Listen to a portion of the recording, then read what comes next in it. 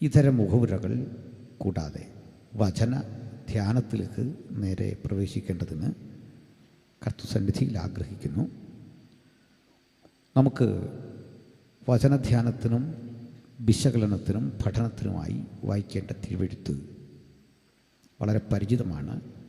വിശുദ്ധ മത്തായിയുടെ സുവിശേഷം 18-ാം അധ്യായത്തിൻ്റെ 18 മുതൽ 20 വരെയുള്ള വാക്യങ്ങൾ നമുക്കതൊന്ന് വായിച്ചു കേൾക്കാം. Matthew chapter 18 verse 18 to 20.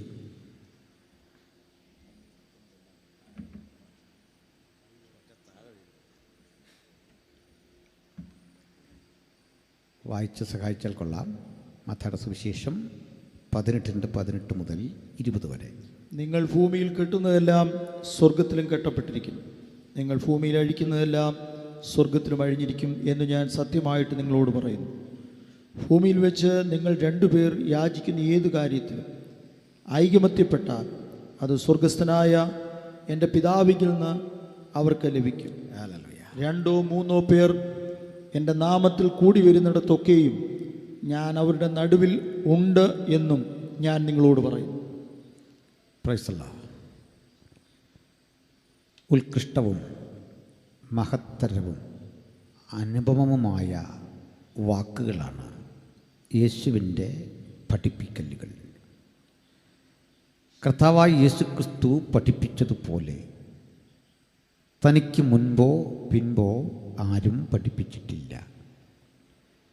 യേശു പ്രവർത്തിച്ചതുപോലെയും അവിടുത്തെ ജീവിതചര്യ പോലെയും അതിനു മുമ്പും പിമ്പും ആരും ജീവിച്ചിട്ടില്ല, പ്രവർത്തിച്ചിട്ടുമില്ല.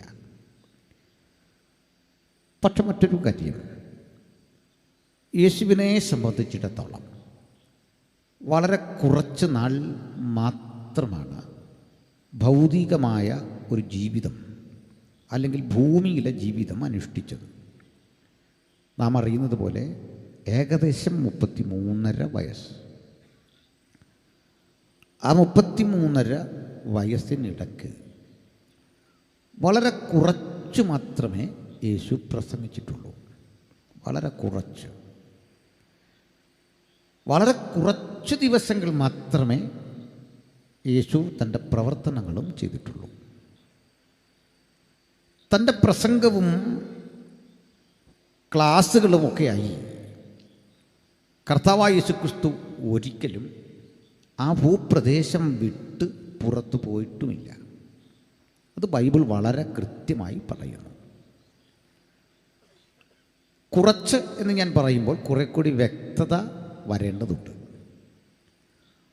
30-ാമത് വയസ്സിൽ യോർദാൻ നദിയിൽ സ്നാപക യോഹന്നാൻ എന്ന് നമ്മൾ വിളിക്കുന്ന സക്രിയ പുരോഹിതൻ്റെ മകനാൽ നിമജ്ജന സ്നാനം കൈക്കൊള്ളുകയും അവിടെ നിന്ന് ഗോൽഗതയിലെ മരണം വരെ ഉള്ള, കാൽവറിയിലെ മരണം വരെയുള്ള, ക്രൂശ് മരണം വരെയുള്ള 3.5 കൊല്ലങ്ങൾ മാത്രമാണ് യേശു പഠിപ്പിച്ചതും പ്രസംഗിച്ചതും യേശു പ്രവർത്തിച്ചതും.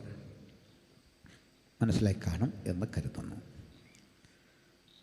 യേശു പ്രസംഗിക്കാൻ ഉപയോഗിച്ച ഭാഷ അരമായിക്ക് എന്നതാണ്. അരമായിക്കെന്നും അരാമിക്കെന്നും പറയുന്ന ഒരു പ്രാദേശിക ഭാഷ. ആ ഭാഷാ സാഹിത്യമൊന്നും വികാസം പ്രാപിച്ചതല്ല. ഇംഗ്ലീഷ് പോലെയോ ഗ്രീക്ക് പോലെയോ സംസ്കൃതം പോലെയോ അതല്ലെങ്കിൽ നമ്മുടെ തമിഴ് പോലെയോ മലയാളം പോലെയോ പോലും ഒത്തിരി കൃതികളൊന്നും അതിലുണ്ടായിട്ടില്ല. യേശുവിൻ്റെ കേൾവിക്കാരാകട്ടെ പാലസ്തീൻ എന്ന് പിൽക്കാലത്ത് വിളിച്ച ഇസ്രയേൽ എന്ന ഭൂപ്രദേശത്തിൻ്റെ ആ ഭൂപടം കൊണ്ട് ഒതുങ്ങുന്ന കുറേ മനുഷ്യർ. കേൾവിക്കാർ അധികമുണ്ട്, ആയിരക്കണക്കിന് മനുഷ്യരത് കേട്ടിട്ടുണ്ട്. പക്ഷെ അതിനെ സ്വാംശീകരിച്ച് കടഞ്ഞെടുത്ത് ഉൾക്കൊണ്ട മനുഷ്യരുടെ എണ്ണം വളരെ ചുരുക്കമാണ്. വളരെ ചുരുക്കം. ഉൾക്കൊണ്ട ആ മനുഷ്യരെ, ആ കാര്യാദികളിൽ ഗ്രഹിച്ച മനുഷ്യരെ നയിക്കാൻ യേശുവിന് ചില ശിഷ്യന്മാർ വേണ്ടി വന്നു. ആ ശിഷ്യന്മാരുടെ എണ്ണം കേവലം 70 70 പേർ. ആ 70 പേരിൽ നിന്നൊരു 12 ആളുകളെ തിരഞ്ഞെടുത്തു. ആ 12 ആളുകളിൽ നിന്ന് ഒരു 3 പേരെ തിരഞ്ഞെടുത്തു. അപ്പോൾ 70, 12, 3. അതിൽ നിന്ന് ഒരാളെ തിരഞ്ഞെടുത്തു വീണ്ടും. അതാണ് നമ്മൾ അറിയുന്ന പത്രോസ്. പത്രോസിനൊപ്പം 2 പേരുണ്ട്, യാക്കോബും യോഹന്നാനും. ബാക്കി 9 പേരെ നമുക്കറിയാം. അവരുടെ തന്നെ നിലവാരം പരിശോധിച്ചാൽ ഇവരാരും വലിയ സമ്പന്നരല്ല. അവരിൽ ആരിലും സാഹിത്യപരമായ ഒരു ഉൾക്കാഴ്ച സൃഷ്ടിക്കുന്ന ആശയങ്ങൾ പറയാൻ കഴിയുന്നവരോ അഗാധ പണ്ഡിതന്മാരോ അല്ല. അവരെ ജനസമൂഹത്തിൽ നല്ല അധ്വാനശേഷി ചിലവഴിച്ചു പ്രവർത്തിച്ച മത്സ്യബന്ധന തൊഴിലാളികളോ ചുങ്കം പിരിവുകാരോ അങ്ങനെയൊക്കെയുള്ള അതിസാധാരണ മനുഷ്യർ. യേശുവിൻ്റെ ഐഹിക കാലത്ത് ഒന്ന് ഒത്തുകൂടാൻ നമുക്ക് IPC പോലെ, ചർച്ചക്കോട് പോലെ, ന്യൂഇന്ത്യ പോലൊരു ഹാളും സൗകര്യമൊന്നുമില്ല. പകരം ആ നാട്ടിലെ ധനാഢ്യനായ ഒരു അനുഗാമി യേശുവിനുണ്ടായിരുന്നു. ശിഷ്യനല്ല. നമ്മളറിയുന്ന മാർക്കോസ്. പിന്നീടാണ് മാർക്കോസ് അനുഗാമിയാകുന്നത് പോലും. ചരിത്രം പറയുന്നത് അദ്ദേഹത്തിൻ്റെ പിതാവിൻ്റെ വകയായിരുന്നു യേശു പ്രാർത്ഥിച്ച, യേശുവിനെ അറസ്റ്റ് ചെയ്യാൻ വന്നപ്പോൾ യേശു ഇരുന്ന ഗെത്സമനാ തോട്ടം.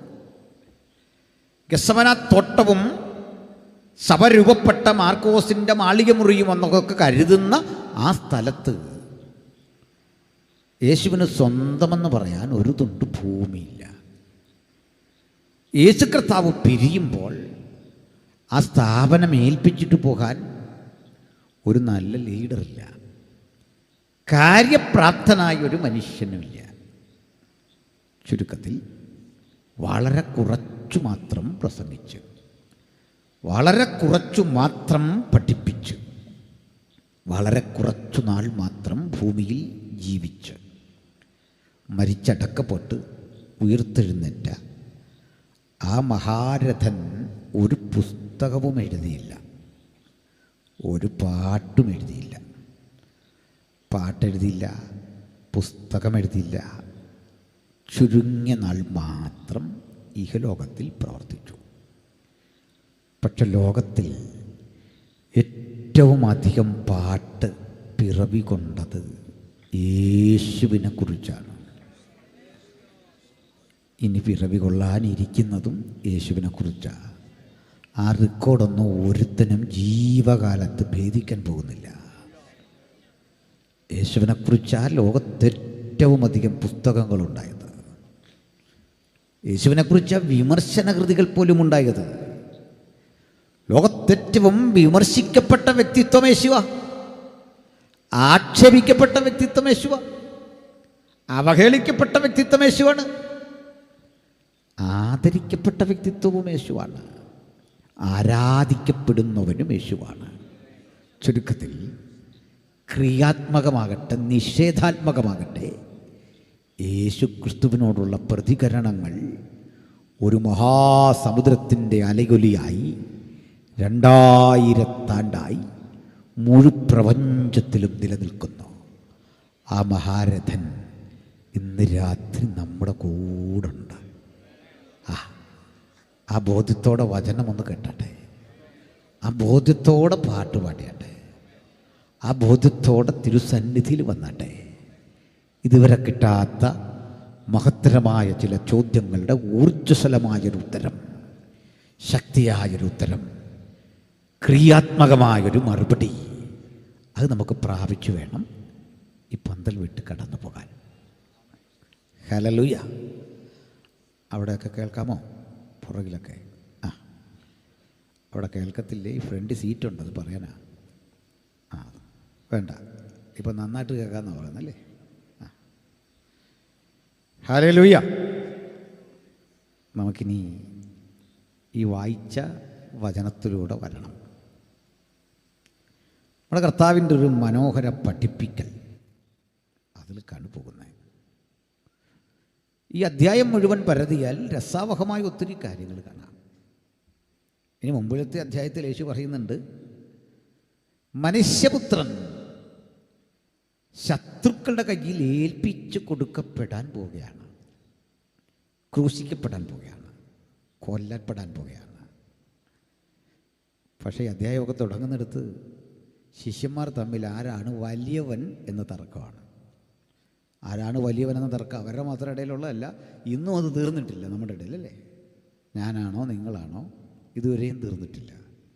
ചില തർക്കങ്ങളാണ്, അതിങ്ങനെ അനന്തമായി പോയിക്കൊണ്ടിരിക്കും, അത് തീരില്ല. ആരാണ് വലിയവൻ? അതിന് യേശു ഉത്തരം പറഞ്ഞു, ഒരു ചെറിയ കുട്ടിയെ കൊണ്ടെടുത്ത് നിർത്തി, ഈ കുഞ്ഞിനോളം വളരണം. ഈ കുഞ്ഞിനോളം വളരാതെ നിത്യത കാണാനാവില്ല. അപ്പോൾ കുഞ്ഞാണ് മുതിർന്നവരെക്കാൾ വളർന്നതെന്ന് പഠിപ്പിച്ച ശൈശവ സഹജമായ ആ നിഷ്കളങ്കതയെ കൂടി ബഹുമാനിച്ച യേശു. ഞാൻ അതിലേക്ക് ക്രമേണ വരാം. നമ്മുടെ രാജ്യത്ത് ധാരാളം തത്വസംഹിതകളുണ്ട്, ആശയങ്ങളുണ്ട്. അതൊന്നും മോശമല്ല. എല്ലാ മതങ്ങളും മനുഷ്യരാശിക്ക് മുമ്പിൽ വച്ച, അല്ലെങ്കിൽ ആ മതചിന്തകന്മാർ ഇന്ന് പ്രസംഗിക്കുന്ന കാര്യങ്ങളാണ് വസ്തുതാപരമെങ്കിൽ അതൊന്നും മോശമല്ല. അതൊക്കെ മനുഷ്യന് ഗുണം ചെയ്യാനുള്ളതാണ്. മതം മാത്രമല്ല, രാഷ്ട്രീയ ചിന്തകളുണ്ട്. തിരഞ്ഞെടുപ്പ് കാലമാണല്ലോ. ആ തിരഞ്ഞെടുക്കാൻ നമ്മുടെ അരികിൽ വന്ന് വോട്ട് ചോദിക്കുന്ന സ്ഥാനാർത്ഥി പറയുന്ന കാര്യങ്ങൾ ഒന്നും മോശമല്ല. അതെല്ലാം കാര്യപ്രസക്തമായ കാര്യമാണ്. പക്ഷെ നമ്മൾ ചിലർ അവസരവാദികളായിട്ട് പറയും എല്ലാവരും കണക്കാണ്. എല്ലാവരും അങ്ങനെ പറയാൻ കഴിയില്ല. നമ്മൾ ഈ മനോഹരമായ റോഡും ജീവിത സൗകര്യങ്ങളും എല്ലാം ആസ്വദിച്ചിട്ട് പറയും ഇതിനകത്തൊന്നും കാര്യമില്ലെന്ന്. അപ്പോൾ അവർ പറയുന്നത് ശരിയാണെങ്കിൽ ആ ശരിയെ പരതി കൂടുതൽ നല്ല ശരി ഏതാണ് അത് ചിന്തിക്കുന്നതാണ് ഈ ജനാധിപത്യം. ഏതെങ്കിലും പാർട്ടി മോശമായിട്ടല്ല. അങ്ങനെ നമ്മുടെ രാജ്യത്ത് പ്രവർത്തിക്കാനും പറ്റില്ല. അവരവരുടെ കഴിവ് തെളിയിച്ചെങ്കിലേ അടുത്ത തവണ നമ്മൾ അവർക്ക് അവസരം കൊടുക്കൂ. എല്ലാവരും കഴിവിട്ടവരാ. അതിൽ കൂടുതൽ മെച്ചപ്പെട്ടവരെ കണ്ടെത്തുന്ന ജിജ്ഞാസയാണ് തിരഞ്ഞെടുപ്പ്. അവയെല്ലാം നല്ലതാണ്, എനിക്കൊന്നും മോശമായി തോന്നുന്നില്ല. കൂടുതൽ മെച്ചപ്പെട്ട ഗുണപരമായതെന്ത് എന്ന് ചൂണ്ടിക്കാണിക്കുകയാണ് നമ്മളെല്ലാം ചെയ്യുന്നത്. അതിൻ്റെ പേരാ രാഷ്ട്രീയം. മതവിശ്വാസം അങ്ങനെയൊക്കെയാണ്. ഒരു മതവും മോശമായി നമ്മൾ കാണുന്നില്ല. കാരണം അതിൻ്റെ പ്രചാരകരോ പ്രഭാഷകരോ പറയുന്ന കാര്യങ്ങളൊക്കെയാണ് മതമെങ്കിൽ ആർക്കാണ് എതിർപ്പ്? സമത്വം, സാഹോദര്യം, സ്നേഹം, പങ്കിടൽ, ഇതൊക്കെയാണ് നമ്മൾ കേൾക്കുന്ന മതചിന്തകളുടെ ഉള്ളടക്കമെങ്കിൽ എന്തിനെതിർക്കണം? പക്ഷെ അതാണോ വാസ്തവത്തിൽ? അതിൻ്റെ കാര്യത്തിലൊക്കെ വരാം. ഞാൻ ഒരു ചർച്ചാവേദിയിൽ ഒരു മാന്യ സുഹൃത്തിനോട് ചോദിച്ച ചോദ്യം ആവർത്തിച്ചുകൊണ്ട് പ്രസക്തമായ വിഷയത്തിലേക്ക് വരാം. നമുക്കറിയാമല്ലോ, നമ്മുടെ രാജ്യം, നമ്മുടെ സമൂഹം നിലനിൽക്കാൻ അടിസ്ഥാനപരമായി വേണ്ട ചില കാര്യങ്ങളുണ്ട്. അതിലൊന്ന് മനുഷ്യൻ്റെ പ്രാണന് നിലനിൽപ്പിനാവശ്യമായ ചില ഘടകങ്ങൾ. ഒന്ന് വായുവാണ്, ഓക്സിജൻ വേണം. അത് നമുക്കങ്ങനെ ക്രിയേറ്റ് ചെയ്ത് ശ്വസിക്കാനൊന്നും പറ്റില്ല. പരിമിതിയുണ്ട്, പറ്റും, അതിന് പരിമിതിയുണ്ട്, എക്സ്പെൻസീവാണ് ഇല്ലേ? ദൈവം സൗജന്യമായി തരുന്ന ആ വൈദ്യുതിയുടെ വില അറിയണമെങ്കിൽ നമ്മളിത് പോയിട്ട് കൃത്രിമമായി ആ ഓക്സിജൻ അച്ചീവ് ചെയ്യുമ്പോഴറിയാം അതിൻ്റെ ബില്ല്, അതിൻ്റെ വില എത്രയാണ്, എത്ര കോടിയാണെന്ന് ഈ ഇത്രയും നാൾ ജീവിച്ചിരുന്ന നമ്മൾ സൗജന്യമായി ആസ്വദിച്ചതെന്ന് മനസ്സിലാവും. എന്നാൽ പ്രാണവായു കഴിഞ്ഞാൽ പിന്നുള്ളത് വെള്ളമാണ്. നമുക്ക് പാനം ചെയ്യാനുള്ള വെള്ളം. മറ്റൊന്ന് ആഹാരമാണ്. അതും കഴിഞ്ഞാണ് നമ്മളുടെ വസ്ത്രവും ഷെൽട്ടറും ഒക്കെ വരുന്നത്. അത് കഴിഞ്ഞാണ് നമ്മുടെ കുടുംബം വരുന്നത്. അത് കഴിഞ്ഞാണ് നമ്മുടെ പ്രദേശം വരുന്നത്, സ്റ്റേറ്റ് വരുന്നത്, രാഷ്ട്രം വരുന്നത്, ലോകം വരുന്നത്. ഇങ്ങനെയാണ് അതിൻ്റെ ക്രമം, അതിൻ്റെ സംവിധാനം. പക്ഷെ ഇതിലൊരു അടിസ്ഥാന ഘടകമുണ്ട്. നമുക്ക് ഇവിടെ വെള്ളം എത്തിക്കുന്ന കുറേ തൊഴിലാളികളുണ്ട്, ആഹാരം വിളയിക്കുന്ന കുറേ മനുഷ്യരുണ്ട്. നമ്മൾ ചിലപ്പോഴൊക്കെ യാത്ര ചെയ്ത് വേഗത്തിൽ പോകണം. ഞാനിവിടേക്ക് വരുമ്പോൾ വഴിയിൽ നല്ല മഴയാണ്. എൻ്റെ വാഹനം അധികം വേഗത്തിൽ ഓടിക്കാൻ വയ്യ. തൊട്ട് മുമ്പിലൊക്കെ നാഷണൽ പെർമിറ്റ് വണ്ടികളുണ്ട്. നമുക്ക് അസഹിഷ്ണുത അയാളോട്. അയാൾ എന്തിനിത് വഴി വന്നു എന്നൊരു തോന്നൽ കൊണ്ട് നമ്മൾ വല്ലാതെ മനസ്സിൽ ഇയാളെ വ്യക്തപ്പെട്ട് എന്തൊക്കെയോ പറയുന്നു, വണ്ടി വേഗത്തിൽ കയറ്റിക്കൊണ്ടുപോകാൻ ശ്രമിക്കുന്നു. പക്ഷെ അറിയണം, ഈ കൺവെൻഷൻ കഴിഞ്ഞ് നമുക്ക് കഴിക്കാനുള്ള ഭക്ഷണമാണ് അയാൾ കൊണ്ടുവരുന്നത്. ആ വണ്ടി നിറയെ ഭക്ഷണം, ആ വണ്ടിയിൽ വെജിറ്റബിൾസാണ്, ആ വണ്ടിയിൽ അല്ലെങ്കിൽ ഓയിലാണ്, എഡിബിൾ ഓയിലുണ്ട്, അതല്ലെങ്കിൽ നമുക്ക് വേണ്ട മറ്റെന്തെങ്കിലും കാര്യങ്ങളാണ്. അയാൾ പണിമുടക്കിയാൽ ജീവിതം പോക്കാം. അയാൾ ഒരു ചെറിയ കൂലിക്ക് 1000 രൂപയിൽ താഴെ ശമ്പളം വാങ്ങിക്കൊണ്ട് രാവിലെ കടന്നതാ. അയാൾക്ക് ഉറക്കം വരുന്നുണ്ട്, ക്ഷീണമുണ്ട്, അയാൾക്കും ഇത് സമയത്തിന് കൊണ്ടെത്തിക്കണം. അപ്പോൾ എന്തിനാ പറഞ്ഞേ, വിലപിടിപ്പുള്ള കുറേ ജോലികൾ ചെയ്യുന്ന കുറേ മനുഷ്യരിവിടെ ഈ രാജ്യത്തുണ്ട്. ചിലരൊക്കെ രാവിലെ ഉണർന്ന് നമുക്ക് മത്സ്യം കൊണ്ടുവരാൻ വേണ്ടി കടലിൽ പോകും. കടലിലെ തൊഴിലാളികൾ ആഴ്ചകളായി കടലില്ല. അത് വീട്ടിലെത്തിക്കാൻ വേണ്ടി പണിയെടുക്കുന്ന ഒരു സൈക്കിളിൽ അല്ലെങ്കിൽ ഒരു 2 വീലറിൽ ഇത് കൊണ്ടുതരാൻ കുറേ മനുഷ്യരില്ല എങ്കിൽ ഇവിടെ തീന്മേശയിൽ വിഭവം എത്തില്ല. ലോകത്തെന്തു നടന്നു എന്നറിയാൻ ഈ തണുപ്പും പിടിച്ച് കുറേ മനുഷ്യർ പോയി ഈ പത്രക്കെട്ടുകൾ ശേഖരിച്ചുകൊണ്ട് രാവിലെ നമുക്ക് ഇട്ട് തന്നില്ല എങ്കിൽ ചായ കുടിച്ചിട്ടും ഒരു തൃപ്തി വരാത്തതുപോലെ പത്രം വായിക്കാത്ത അസ്വസ്ഥത നിലനിൽക്കും. അങ്ങനെ അനേക മനുഷ്യരുടെ കഠിനാധ്വാനത്തിൻ്റെ പരിണിത ഫലമാ വിളിക്കുന്ന നമ്മളൊക്കെ, അങ്ങനല്ലേ? പക്ഷെ ഒരു കാര്യം, ഇത്തരം മനുഷ്യരെ ബഹുമാനിക്കുന്ന, ഇത്തരം മനുഷ്യരെ സ്വീകരിക്കുന്ന, ഉൾക്കൊണ്ടുപോകുന്ന ഒരു പ്രത്യേക ശാസ്ത്രം ഇന്ത്യയിൽ രൂപപ്പെട്ടിട്ടുണ്ടോ? പറഞ്ഞൊക്കെ മനസ്സിലായില്ല. ഇന്ത്യയിൽ ഏതെങ്കിലും മതഗ്രന്ഥത്തിൽ, വേദങ്ങളിൽ, ഇന്ത്യയിലെ ഏതെങ്കിലും ആശയഗതികളിൽ പണിയെടുക്കുന്ന ഒരാൾ പണിയെടുക്കുന്നതിൻ്റെ മഹത്വത്തെ പ്രശംസിച്ച് ആളിനെ ബഹുമാനിച്ച് പറയുന്ന എന്തെങ്കിലും ഒരു കാര്യമുണ്ടോ? ഉണ്ടെങ്കിൽ ദയവായി നിങ്ങൾ ഈ യോഗം കഴിഞ്ഞാണെങ്കിൽ എന്നോട് പറയാൻ മടിക്കണ്ട, പരിഭവിക്കരുത്. മനസ്സിലായില്ല? അല്ലെങ്കിൽ നിങ്ങളെ സുന്ദരനാക്കാൻ കഷ്ടപ്പെടുന്ന, പണിയെടുക്കുന്ന ഈ ബാർബറിൻ്റെ ജോലിയുണ്ടല്ലോ, ഈ ജോലി ചെയ്യുന്ന മനുഷ്യനെ അയാൾ പണിമുടക്കിയാൽ പ്രശ്നം. കാരണം അദ്ദേഹം കൃത്യമായി നമ്മെ മിനുക്കി വൃത്തിയാക്കുന്നത് പോലെ നമ്മൾ നോക്കിയാൽ നടക്കില്ല എന്ന് വരും, മുടിവെട്ടിയാൽ ശരിയാവില്ല എന്ന് വരും. ഈ മനുഷ്യരെ ബഹുമാനിക്കുന്നവരുണ്ടാ? അല്ല, മരം മുറിച്ച് റോഡിലേക്ക് ചാഞ്ഞു നിൽക്കുന്ന, മരം മുറിച്ച് യാത്ര സുഗമമാക്കുന്ന ആളിനെ, ഈ പോസ്റ്റിൽ കയറി നമുക്ക് വേണ്ട വെളിച്ചം കൃത്യമായി ഉൽപ്പാദിപ്പിച്ച് തരുന്ന ആ മനുഷ്യനെ, വീട്ടിൽ എടുത്തുകൊണ്ട് തരുന്ന ആ മനുഷ്യനെ, അതല്ലെങ്കിൽ തൻ്റെ ആഹാരമൊക്കെ ഒഴിവാക്കിയിട്ട് രാവിലെ രോഗികളെ പരിശോധിക്കാനിരുന്ന് വൈകിട്ട് 5 മണിയായിട്ടും ഭക്ഷണം കഴിക്കാതിരിക്കുന്ന ഡോക്ടറെ, അല്ലെങ്കിൽ നമുക്ക് ഒരു നേരത്ത് നമ്മളൽപ്പം താമസിച്ചു എന്ന് കരുതി ക്ഷുഭിതനാകുമ്പോൾ അതൊക്കെ ക്ഷമിച്ച് അടുത്തടുത്ത രോഗികളെ അരികിലേക്ക് വിളിച്ച് മരുന്ന് കുറിക്കുന്ന ആ മനുഷ്യനെ നമ്മൾ ആദരിക്കണം എന്ന് പറഞ്ഞ ഒരു മതഗുരുവിനെ, ഒരു രാഷ്ട്രീയ ചിന്തകനെ രേഖാമൂലം നിങ്ങൾക്ക് ഇന്ത്യയിൽ കാട്ടിത്തരാമോ?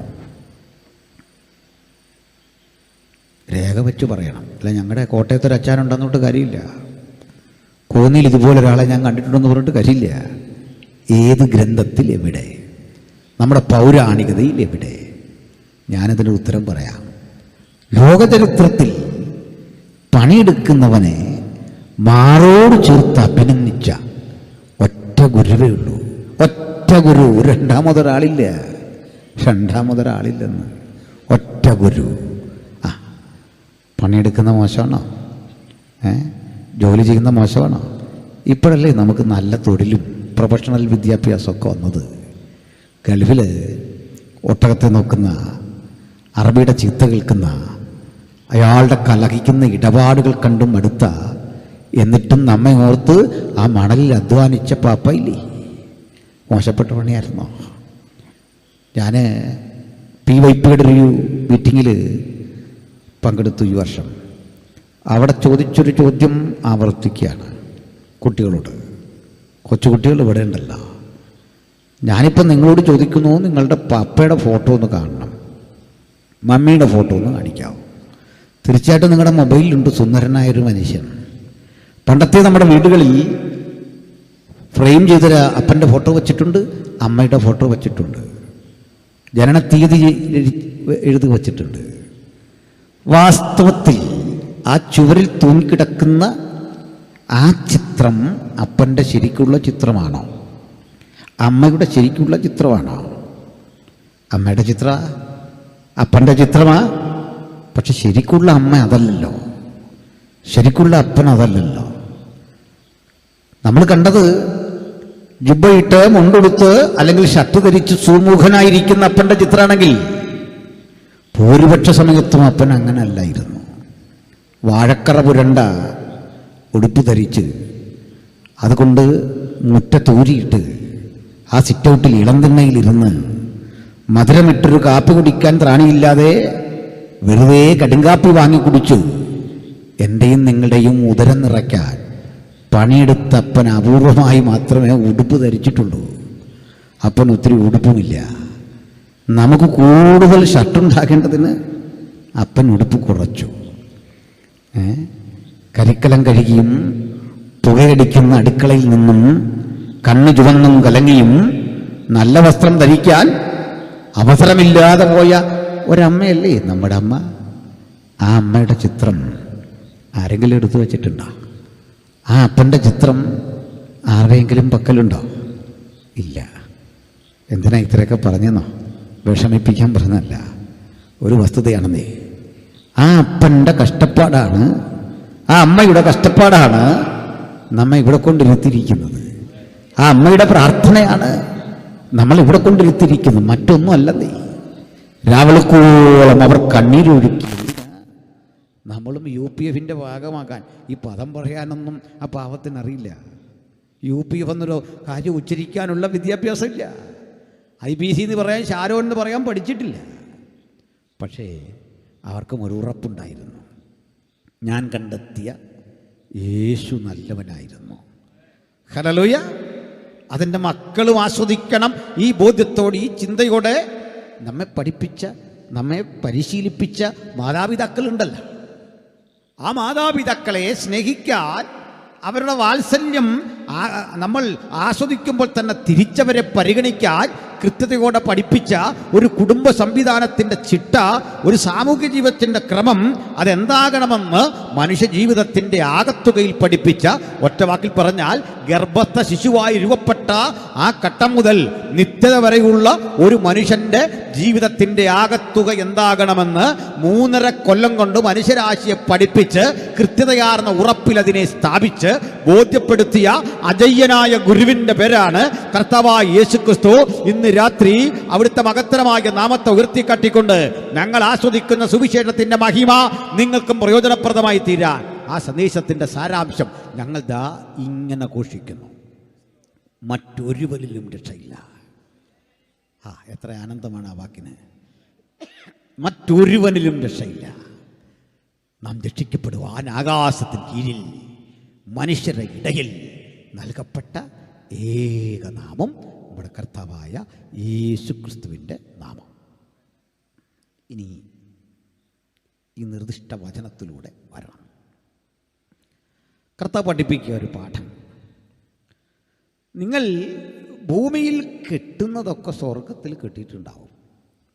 തെറ്റിദ്ധരിക്കപ്പെട്ടു പോകുന്ന ഒരു പ്രയോഗമാണത്. ആത്മീയർക്കത് തെറ്റിദ്ധാരണ വരില്ല. പുറമേ നിന്ന് കേൾക്കുന്നൊരു മനുഷ്യന് തെറ്റിദ്ധരിക്കാൻ എന്താണിതിൻ്റെ അർത്ഥം മനസ്സിലാകാതെ പോകും. അത് യേശുവിൻ്റെ വാക്കുകളുടെ പ്രത്യേകത. അത് മനസ്സിലാക്കാനുള്ള യോഗ്യത വിദ്യാഭ്യാസമൊന്നും അല്ല. കൂടുതൽ നിങ്ങൾക്ക് വായന ഉണ്ടെങ്കിൽ അത് മനസ്സിലാക്കണമെന്നില്ല. അതുകൊണ്ട് പലരും തെറ്റിപ്പോകുന്നേ. തിരുവെഴുത്ത് മനസ്സിലാക്കാനുള്ള യോഗ്യത അത് പഠിപ്പിച്ചവൻ്റെ ആത്മാവിന് വിധേയപ്പെടുക എന്നുള്ളതാണ്, ആ ഗുരുവിന് കീഴടങ്ങുക എന്നുള്ളതാണ്. അല്ലാത്തവർക്ക് ഈ ചിന്ത വഴങ്ങില്ല, ഈ പുസ്തകം വഴങ്ങില്ല, ഈ ആശയം വഴങ്ങില്ല.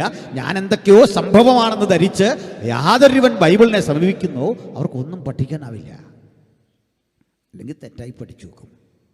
അപ്പോൾ ഇവിടെ ഈ കെട്ടുക, അഴിക്കുക എന്നൊരു പദം പെന്തക്കോസ്തരായി നമ്മൾ ഉപയോഗിക്കുന്നൊരു ശൈലിയുണ്ട്. അതത്ര തെറ്റാണെന്നും പറയാൻ പറ്റില്ല. പൈശാചികമായ ബന്ധനങ്ങളും സാത്താന്യമായ അത്തരം ഇടപെടലുകളുമൊക്കെ ഒരു യാഥാർത്ഥ്യം തന്നെയാണ്, ഇല്ലെന്ന് പറയാനാവില്ല. എന്തായാലും അതിനപ്പുറത്തതിന് അർത്ഥമുണ്ടോ? ഇനി അർത്ഥവും ആശയവും എന്തുമാകട്ടെ, ഇരുട്ടിൻ്റെ നിഗൂഢ ലോകം എന്തുമാകട്ടെ, അതിൻ്റെ പദ്ധതികൾ എന്തുമാകട്ടെ, അടുത്ത വാക്യം ആശ്വാസപ്രദമാണ്. 2 or 3 പേർ എൻ്റെ നാമത്തിൽ കൂടി വരുന്നവരുടെ നടുവിൽ, അവരുടെ മധ്യത്തിൽ ഞാനുണ്ട്.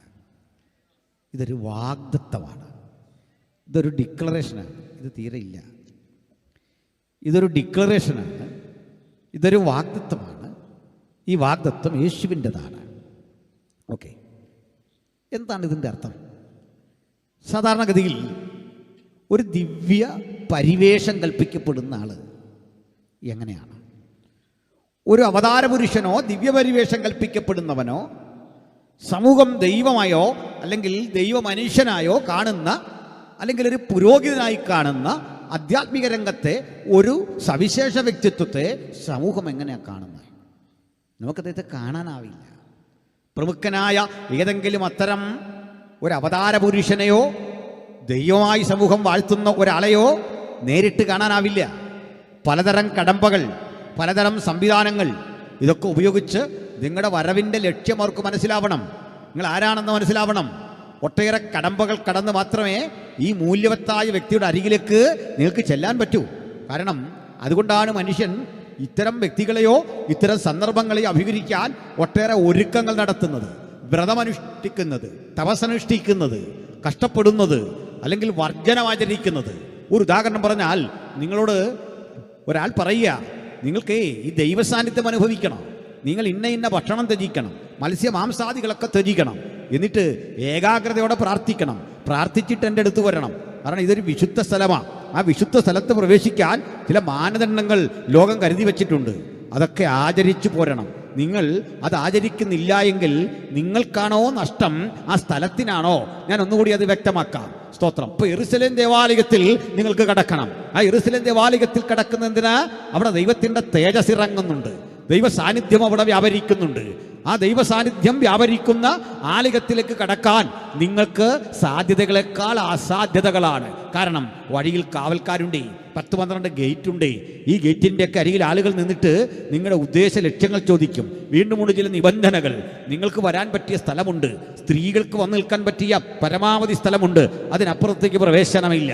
ജാതികളെന്നറിയപ്പെടുന്ന ജൂത സമൂഹത്തിൻ്റെ പുറത്തുള്ള ആൾക്ക് വന്നു നിൽക്കാൻ പറ്റിയ ഒരു സ്ഥലമുണ്ട്, അതിൻ്റെ പേരാ ജാതികളുടെ പ്രാകാരം. സ്ത്രീകൾ നിൽക്കേണ്ട പ്രാകാരമുണ്ട്.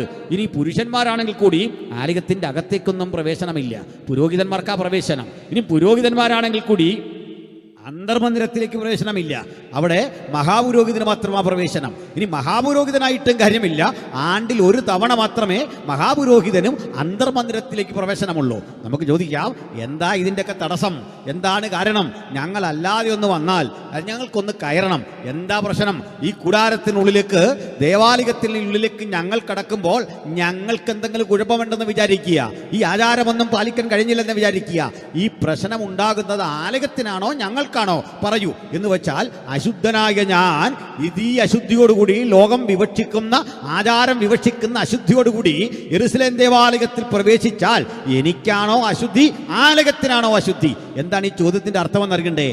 ആലയത്തിനാണ് അശുദ്ധിയെങ്കിൽ ഒരു കാര്യം ഉറപ്പാ, ഞാൻ ആലയത്തെക്കാൾ വലിയ ആളാണ്. അതാണ് ഉത്തരം, ഒറ്റ വാക്കിൽ. കാരണം ഞാൻ ഒറ്റ ഒരുത്തൻ കയറിയപ്പോൾ യെരുശലേം ദേവാലയത്തിൻ്റെ മുഴുവൻ പരിശുദ്ധി തീർന്നു പോയെങ്കിൽ ആലയത്തെക്കാൾ കരുത്തനാരാണ്?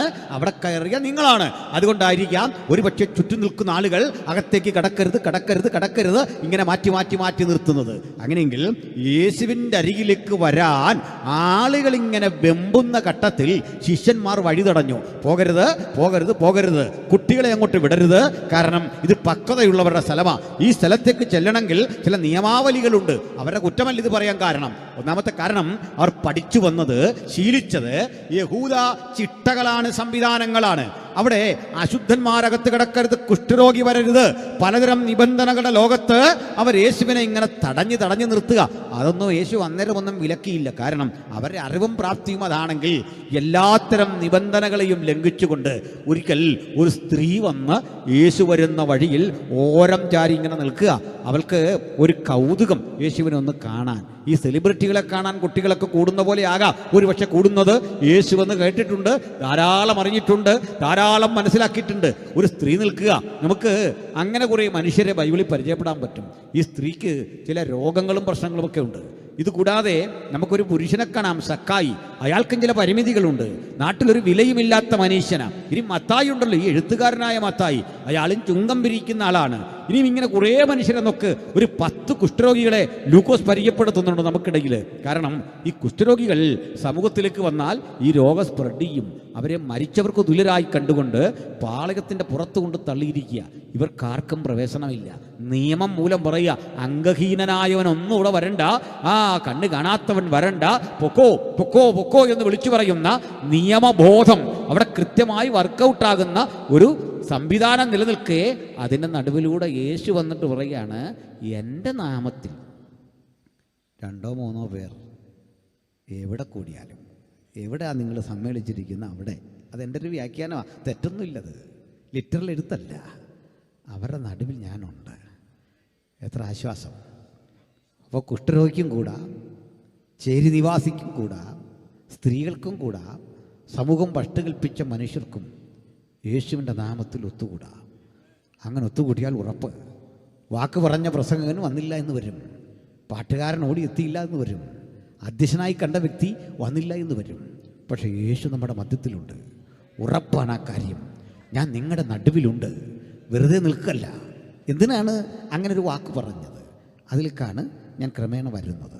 ബഹുമാനരെ, നമുക്ക് ഈ സ്ത്രീയെ തന്നെ പരിശോധിക്കാം. ഈ സ്ത്രീ ഏതെങ്കിലും തെറ്റുകാരിയാണെന്നോ കുറ്റവാളിയാണെന്നോ എടുത്തു പറയാനൊന്നും ആവില്ല. പക്ഷേ പാപിയായ മറിയം എന്നൊക്കെ ഒരു വാക്യം ചേർന്ന് വരുന്നത് കൊണ്ട് അത് ഈ സ്ത്രീയെ കേന്ദ്രീകരിച്ച് പറയുകയും അവരെ കുറ്റവാളിയാക്കുകയും ചെയ്യുന്ന ഒരു പ്രവണതയുണ്ട്. ആകട്ടെ, ആ പാരമ്പര്യം ഇനി അങ്ങനെ ആണെങ്കിൽ കൂടി ഒരു പരിഹരിക്കപ്പെടണ്ടേ? എന്താ ഈ ചോദ്യത്തിൻ്റെ അർത്ഥം? ഈ നാട്ടിൽ ഏറ്റവും മോശപ്പെട്ടൊരു മനുഷ്യനുണ്ടെന്ന് വിചാരിക്കുക.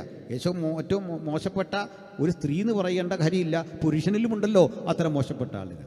ഏറ്റവും മോശപ്പെട്ടൊരു മനുഷ്യൻ, അത് നിങ്ങളോ ഞാനോ ആണെന്ന് കരുതുക. എന്തെങ്കിലും പ്രതീക്ഷയ്ക്ക് വകയുണ്ടോ? എന്തെങ്കിലും പ്രതീക്ഷയ്ക്ക് കാപ്പാ ചുമത്തിയൊരു ഗുണ്ടയാണ് നിങ്ങളെന്ന് കരുതുക. എന്തെങ്കിലും പ്രതീക്ഷയ്ക്ക് വകയുണ്ടോ? അല്ലെങ്കിൽ നിങ്ങളെ സമൂഹത്തിൽ ആർക്കും വേണ്ട, 100 കുറ്റങ്ങളാൽ വിചാരണ ചെയ്യപ്പെടേണ്ട വ്യക്തിയാ. നിങ്ങൾക്ക് എന്താണ് വഴി? അത്തരം മനുഷ്യരെ സഭയ്ക്ക് വേണ്ട, അത്തരം മനുഷ്യരെ കമ്മിറ്റികൾക്ക് വേണ്ട, രാഷ്ട്രീയക്കാർക്ക് വേണ്ട. നമുക്കിപ്പോൾ കാണാൻ സാധിക്കുന്നുണ്ട്, തിരഞ്ഞെടുപ്പിന് ഒരാൾ മത്സരിക്കുമ്പോൾ ഫേസ്ബുക്കിൽ അത്തരം പോസ്റ്ററുകൾ വരുമ്പോൾ ഇയാളുടെ പേരിൽ ഇന്ന കേസുണ്ട്, ഇയാളുടെ പേരിൽ ഇന്ന ആരോപണമുണ്ട്, ഇന്ന പ്രശ്നങ്ങളുണ്ട്, അത് തിരഞ്ഞെടുക്കരുതേ. അപ്പോൾ എന്തുകൊണ്ടാണ് തിരഞ്ഞെടുപ്പ് കമ്മീഷൻ പിന്നെയും അവരെ അംഗീകരിക്കേണ്ടതിൻ്റെ കാരണം? അതിന് കാരണമുണ്ട്. ഈ വിധി പുറപ്പെടുന്നത് വരെ ഇയാൾ കുറ്റവാളിയൊന്നുമല്ല. ഒരാൾ കുറ്റവാളിയാണ് എന്ന് മനോരമ പത്രം പറഞ്ഞാൽ, അതല്ലെങ്കിൽ ഏതെങ്കിലും മാധ്യമം പറഞ്ഞാൽ, വേണ്ട പോലീസ് പറഞ്ഞാൽ പോലും ഒരാൾ കുറ്റവാളിയാവില്ല. കോടതിയിൽ പ്രൂവ് ചെയ്യണം with substantial evidence. You have to prove. എങ്കിൽ എന്നിട്ട് കോടതി വിധിക്കണം കുറ്റവാളിയാണെന്ന്. അതുവരെ ആരോപണ ബാധിതനായി ഇയാൾ. അതാ നമ്മൾ കാണുന്നത്. മനസ്സിലായില്ലേ? നിങ്ങൾ പണം അപഹരിച്ചു, അല്ലെങ്കിൽ നിങ്ങൾ ക്രിമിനൽ കുറ്റം ചെയ്തു എന്നൊക്കെ പറയുമ്പോൾ ആരോപണം വിത്ത് സബ്സ്റ്റാൻഷ്യൽ എവിഡൻസ്, ഏറ്റവും തെളിവുകളോടുകൂടി കോടതിയെ ബോധ്യപ്പെടുത്തുകയും കോടതി വിധി പുറപ്പെടുവിക്കുകയും ചെയ്ത് കുറ്റവാളി എന്ന് കണ്ടെങ്കിൽ മാത്രമേ നിങ്ങൾ കുറ്റവാളിയാകുന്നുള്ളൂ. അവനെന്താ വഴി? മുമ്പോട്ട് പോകാൻ എന്താ വഴി? ഞാനതാണ് ഇന്ന് പറയാൻ ആഗ്രഹിക്കുന്നത്. അതിനാണ് ആദ്യം ഒരു സ്ത്രീയെ പരിചയപ്പെടുത്തിയത്. അവരാ സമൂഹത്തിൽ നീക്കിയ അവരെ ആളുകൾക്കറിയാം. അവർ 100 ആരോപണങ്ങളുണ്ട്. കല്ലെറിയാൻ വിധിക്കപ്പെട്ടവളാണ്, കല്ലെടുത്തെറിയണം, അതാണ് നിയമം. ഈ സ്ത്രീയെ കൊണ്ടുവന്ന് യേശുവിൻ്റെ മുമ്പിൽ. ആ സ്ത്രീയെ കൊണ്ടുവരുമ്പോൾ സാധാരണഗതിയിൽ അത്തരമൊരു സ്ത്രീയുടെ മനസ്സ് വല്ലാതെ എന്താ പറയുക, മരവിച്ചൊരു സ്ത്രീയാണ്. പ്രതീക്ഷകളൊക്കെ നഷ്ടപ്പെട്ടൊരു സ്ത്രീയാണ്. അവൾ എന്തിനെങ്ങനെ ജീവിക്കുന്നത്?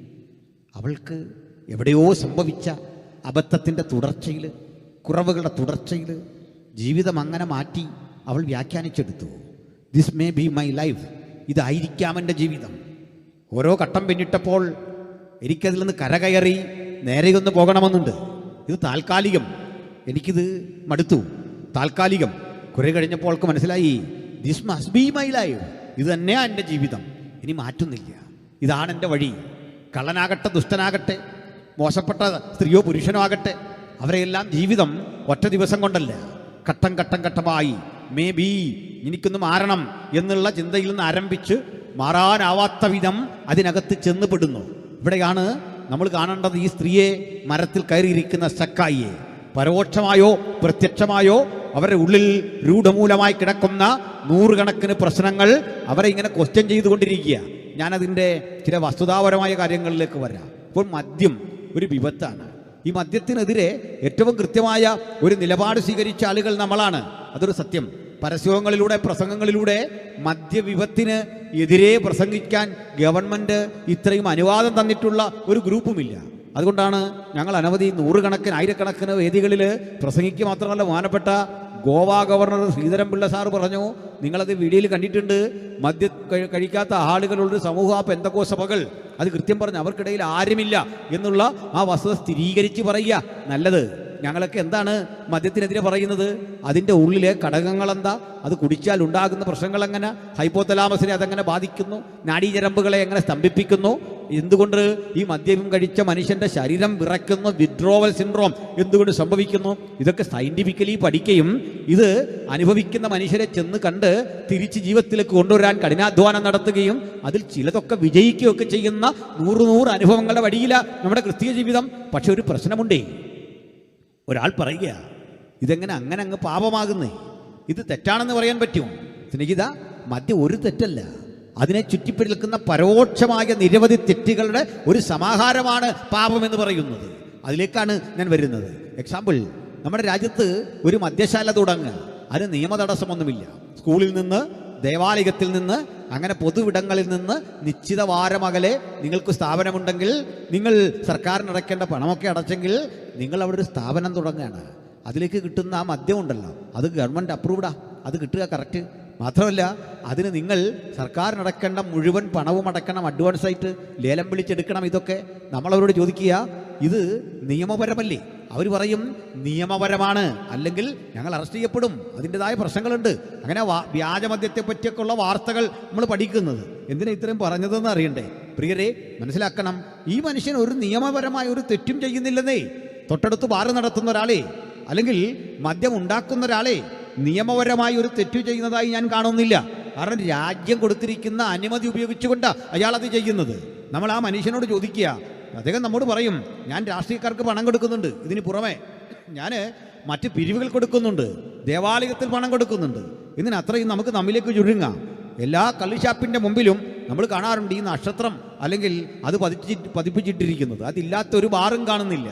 അത് മാത്രമോ, ഏറ്റവും അധികം പള്ളിക്ക് മുത്തുകുട കൊടുക്കുന്നതും എഴുന്നള്ളത്ത് നടത്താൻ വേണ്ട സ്പോൺസർ ചെയ്യുന്നതും ഒക്കെ മദ്യപാനി ഈ പറയപ്പെടുന്ന സംവിധാനമാണ്. അവരെ എങ്ങനെ നിങ്ങൾ കുറ്റം പറയുക? നമ്മൾ മാത്രം ഇത്ര ആളുകളെ ആശ്രയിക്കുന്നില്ല. നമ്മളിപ്പോൾ ചോദിച്ചാലും കൺവെൻഷന് പിരിവ് തരുമോ? നമ്മൾ പോകാത്തോണ്ടാ.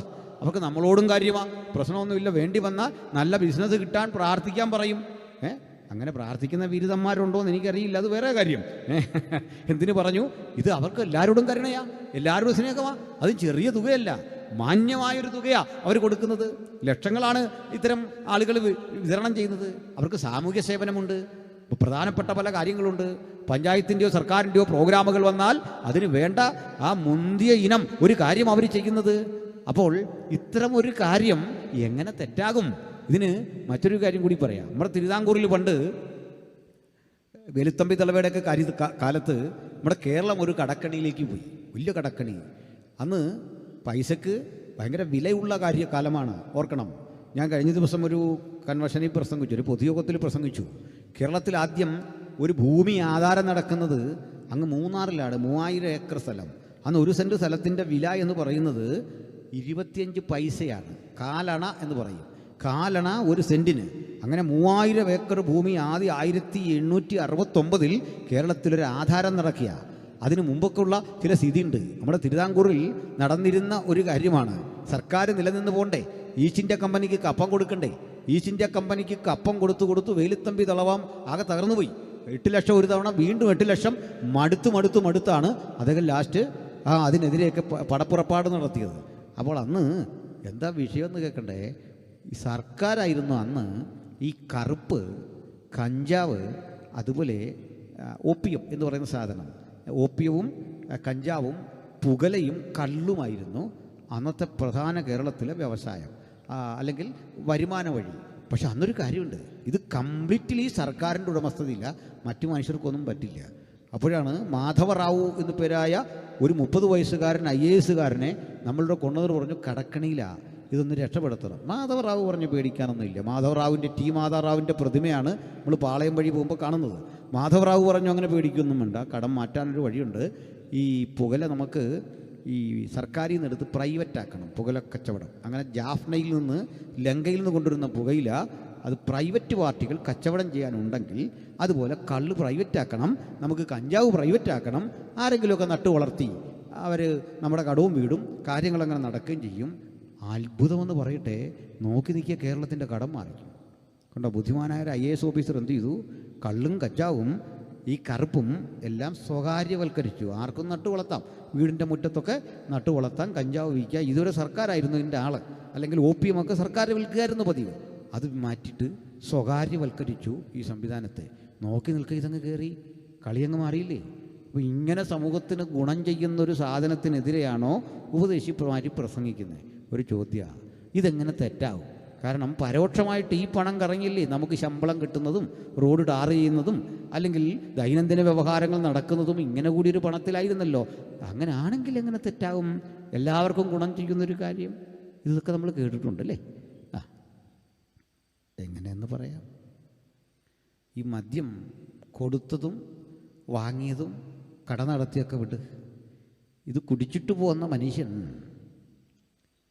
അയാൾ ഓടിക്കുന്ന സ്കൂൾ വാൻ കനാലിൽ മറിഞ്ഞ് അവിടുന്ന് പെറുക്കുന്ന പിഞ്ചോമനകളുടെ ശവശരീരം കണ്ട പുതിയ കാര്യമല്ലല്ലോ. KSRTCയിൽ മദ്യപിച്ചിട്ട് പോയി എത്ര പേരെ മന്ത്രി പിടിച്ചു. ഈ പോകും വഴിക്ക് ഇയാൾ ഇടിച്ച് നശിപ്പിക്കുന്ന ഓട്ടോറിക്ഷ തൊഴിലാളിയെ കണ്ട, ചെറിയൊരു കൂലിക്ക് അഷ്ടിക്ക് വേണ്ടി പണിയെടുക്കുന്ന മനുഷ്യൻ, അയാൾ വരുന്നതും കാത്ത് കാത്ത് വീട്ടിൽ വെള്ളം തിളപ്പിച്ച് അരിയിടാൻ കാത്തിരിക്കുന്ന ഒരു സ്ത്രീയില്ലേ, തൻ്റെ മകൻ്റെ മടങ്ങി വീട്ടിലേക്ക് വന്ന ശേഷം ഷുഗറിന് മരുന്ന് കൊണ്ടിരുന്ന് കാത്തിരിക്കുന്നൊരു അമ്മയില്ലേ, ഈ അമ്മയുടെ കണ്ണീര്, ഈ ഭാര്യയുടെ കണ്ണീര്, ഈ കുഞ്ഞിൻ്റെ കണ്ണീര്, ഇത് ചെന്ന് കൊള്ളുന്നത് എവിടെയാണ്? കുടിച്ചവന് മാത്രമോ, കൊടുത്തവന് മാത്രമോ, വിറ്റയിടത്ത് മാത്രമോ, ബാർ മുതലാളിക്ക് മാത്രമോ, അതല്ലെങ്കിൽ ഈ സിസ്റ്റത്തിന് എതിരെ മാത്രമോ? ഇവിടെയാണ് ഞങ്ങളുടെ ചിന്തയുടെ ഒരു പ്രസക്തി. മനസ്സിലാക്കുന്നുണ്ടോ എൻ്റെ പ്രിയപ്പെട്ട സഹോദരങ്ങൾ? വീണ്ടും പറയാം, നല്ല പഠിപ്പുള്ള എത്ര കുഞ്ഞുങ്ങൾ, ഡോക്ടറാകേണ്ട എഞ്ചിനീയറാകേണ്ട കുഞ്ഞുങ്ങൾ മദ്യപിച്ച് തകർന്നു പോയ പരിതസ്ഥിതിയിൽ പഠനം പാതി വഴിക്ക് നിർത്തി. എത്ര കൊലക്കുറ്റങ്ങൾ നമ്മുടെ രാജ്യത്ത് നടന്നു. ഇതിൻ്റെ പേരാണ് പാപം, ഇതിൻ്റെ പേരാ തിന്മ. പോകുന്ന വഴിക്ക് ഇത്തരം മനുഷ്യരെ കണ്ടാൽ ഞാൻ കളിയാക്കാറൊന്നുമില്ല, മദ്യപാനികളെ പരിഹസിക്കാറുമില്ല, പ്രസംഗത്തിൽ അവരെ ഒന്നും പരിഹസിക്കില്ല. പക്ഷെ ഒരു കാര്യമുണ്ട്, ഇങ്ങനെ വേദനിക്കുന്ന മനസ്സോടെ വിങ്ങിപ്പൊട്ടിക്കഴിയുന്ന എത്ര മക്കൾ, എത്ര ആളുകൾ, എത്ര സ്ത്രീകൾ. ഒറ്റ വാക്കിൽ പറയാം, 10,000-കണക്കിന് യാചകരെ വാർത്തെടുത്ത ഒരു വ്യവസായശാലയുടെ പേരാ ബാർ. 10,000-കണക്കിന് യാചകർ സൃഷ്ടിക്കപ്പെട്ടു. ഇനി സംഗതിയൊക്കെ കൊള്ളാം. അങ്ങനെ ഒരാളിതിൽ പോവാ, 10-40 ബാറ് സ്വന്തമുള്ളൊരു മുതലാളി ഇത് വഴി പോവാ, വിലപിടിപ്പുള്ള കാറ, സമൂഹമധ്യ ഇറങ്ങി നിൽക്കുക. വലിയ സംവിധാനം, നിയമവിരുദ്ധമൊന്നുമല്ല.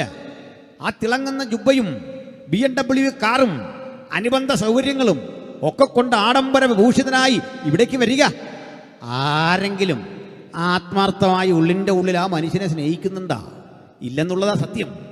വില തന്നത്, അംഗീകാരം തന്നത് പണത്തിൻ്റെ വിലയാ, കാറിൻ്റെ വിലയാ, സമ്പന്നനാണെന്നുള്ള ഓർമ്മയാ, നീ എന്തോ വലിയ സ്വാധീനമുള്ള ആളാണെന്നുള്ള ഓർമ്മയാ.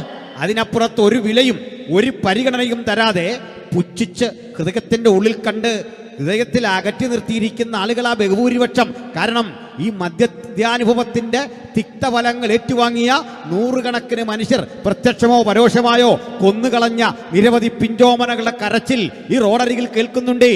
ഇടിച്ച് നശിപ്പിച്ച് തകർത്ത് കളഞ്ഞ് വാഹന അപകടങ്ങളിലൂടെ കൊന്നുകളഞ്ഞ നിരവധി ആളുകളുടെ കണ്ണീരെ ആളുകൾ അത് അറിയുന്നുണ്ട്, തിരിച്ചറിയുന്നുണ്ട്. ആ ശാപം ഈ ഭൂമിയിൽ കിടന്ന് നിലവിളിക്കുമ്പോൾ ഒരു കാര്യം മനസ്സിലാക്കിക്കൊള്ളണം. ഇത്തരം വേദനാജനകമായ മാനസിക അവസ്ഥയിൽ കൂടി കടന്നു പോകുന്ന ആ അവസ്ഥാവിശേഷത്തിന് വിധേയനായവന്റെ പേരാ പാപി. അവൻ നിർവഹിച്ച പ്രവൃത്തിയുടെ പേരാ പാപം. കാരണം പാപം കേവലം അവനെ മാത്രം നശിപ്പിക്കുകയല്ല, ഒരു സമൂഹത്തെ മുഴുവൻ നശിപ്പിക്കുന്നു, അതിൻ്റെ സ്വസ്ഥതയെ നശിപ്പിക്കുന്നു, അതിൻ്റെ വ്യവസ്ഥയെ മുഴുവൻ നശിപ്പിക്കപ്പെടുമ്പോൾ അവനും ഒരാഗ്രഹം, എനിക്കൊന്ന് മാറണം, എനിക്കിതിൽ നിന്നൊന്ന് വിമോചിതനാകണം. എന്താണ് വഴി?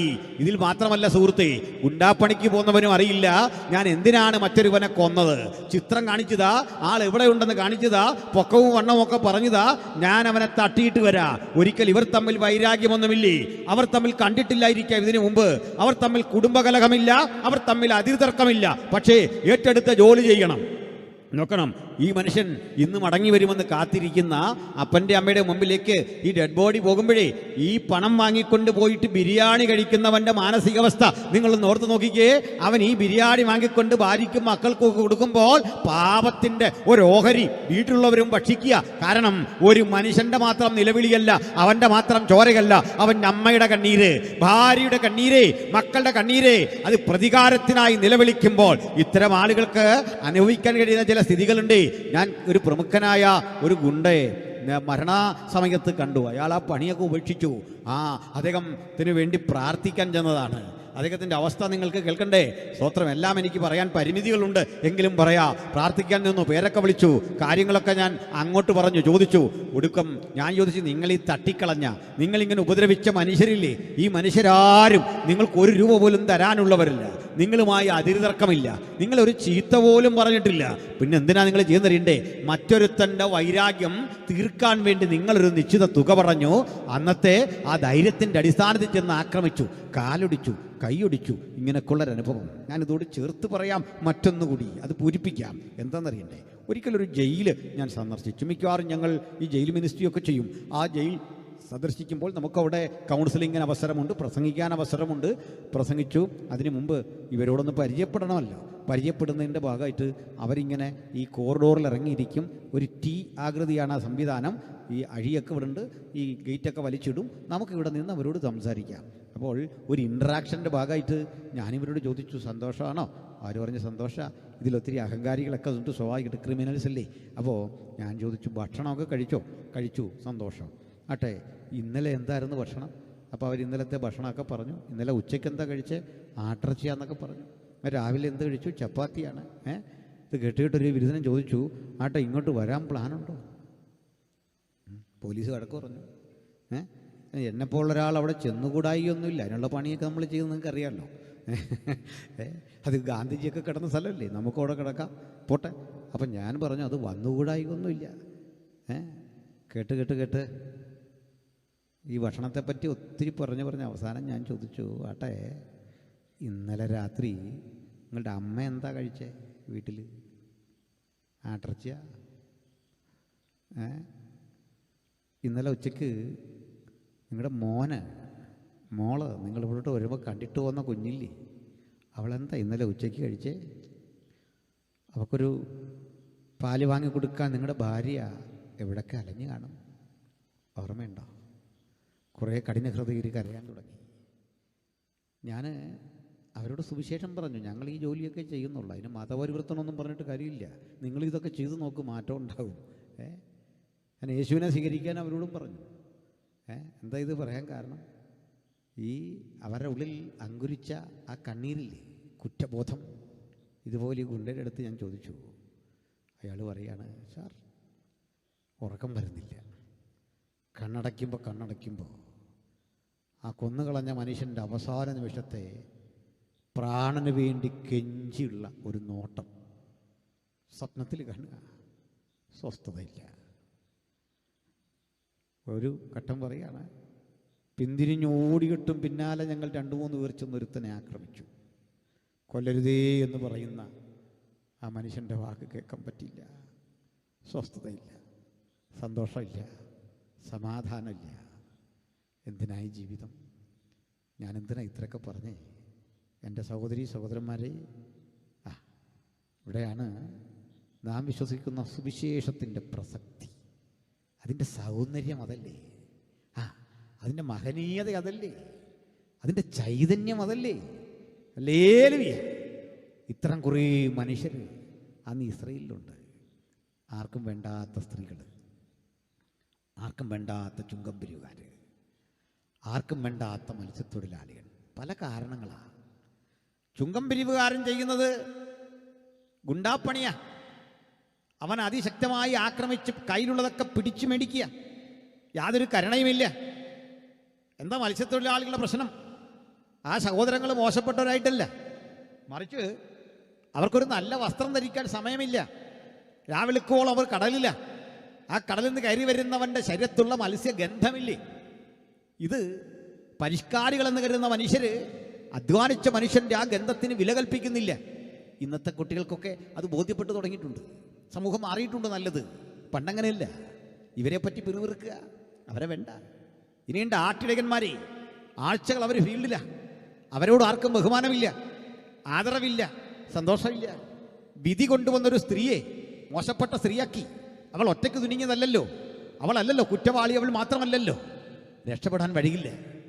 ജോലിക്കാരും വിളിക്കില്ല. ആര് വിളിക്കാൻ? ഒരു വീട്ടിൽ നിർത്താൻ പറ്റില്ല. ഈ സ്ത്രീ അവിടെ ഉണ്ട്. അവർക്കാവശ്യം നമുക്കിത് എത്രയും പെട്ടെന്ന് തീർക്കണേ. ഗുരു, ഞങ്ങൾ കൃത്യം കണ്ടതാ, ഇവൾ ചെയ്ത തെറ്റൊക്കെ പിടിച്ചതാ. ഇനി ഒറ്റ വഴി, മോശയുടെ ന്യായപ്രമാണത്തിൽ പറയും പോലെ നമുക്കിവളെ കല്ലെറിയണം. എറിയാൻ ബിരുദന്മാർ കാത്തു നിൽക്കുക. കല്ലെടുത്തു. ശിക്ഷയൊന്നും യേശു നിഷേധിച്ചില്ല. ന്യായപ്രമാണം പോലെ തന്നെ പോട്ടെ. എറിഞ്ഞോ? എറിയും മുമ്പൊരു കാര്യം, നിങ്ങളിൽ പാപമില്ലാത്തവർ അവളെ കല്ലെറിയണം. അനുവാദം തന്നിരിക്കുക. ആ അനുവാദം ഇത്രയും നാളും കിടന്നിട്ടും കൈവങ്ങാത്തത് എന്തുകൊണ്ടാണ്? ഏതോ ചില കുറവുകൾ എല്ലാ മനുഷ്യനെയും ഭരിക്കുന്നു. ആ അപൂർണതയുള്ളവരാ മനുഷ്യരെ ഇത് വെച്ചാൽ നമ്മൾ സമൂഹത്തെ ട്രീറ്റ് ചെയ്യണ്ടേ? എന്തുപറ്റി? ഒടുക്കം ഈ സ്ത്രീ ഏറ് കൊള്ളാൻ കാത്തു നിൽക്കുക. ആ രംഗം ഒന്നാലോചിച്ച് എത്ര ഭീകരമാണ്. കല്ലെറിഞ്ഞെറിഞ്ഞെറിഞ്ഞ് കൽക്കൂന കൊട്ടുന്ന നിമിഷങ്ങൾക്ക് കാത്ത് കാത്ത് കാത്തു നിൽക്കേ. ആരും അറിയുന്നില്ല. യേശു കുനിഞ്ഞ് നിലത്തെഴുതിക്കൊണ്ടിരുന്നു എന്നാണ്. എല്ലാവരും പോയപ്പോൾ ഈ ഗുരു ചോദിക്കുക, മകളെ വന്നാട്ടെ. ആരും കല്ലെറിഞ്ഞില്ലല്ലേ? ഇല്ല.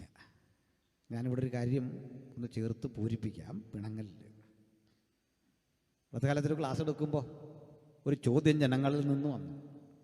യേശുവിന് പാപം ചെയ്യാൻ സാധിക്കുമോ? ഇതാണ് ചോദ്യം. പാപം ചെയ്യാൻ സാധിക്കുമായിരുന്നു, പക്ഷെ പിടിച്ച് ചെയ്യുന്നില്ലെന്ന് വെച്ചതാണോ? നമ്മുടെയൊക്കെ കൂട്ടന്നെ അങ്ങനെയാണോ? അതോ നാച്ചുറലി പാപം ചെയ്യാമായിരുന്നു, പക്ഷെ വേണ്ടാന്ന് വെച്ചതാണോ?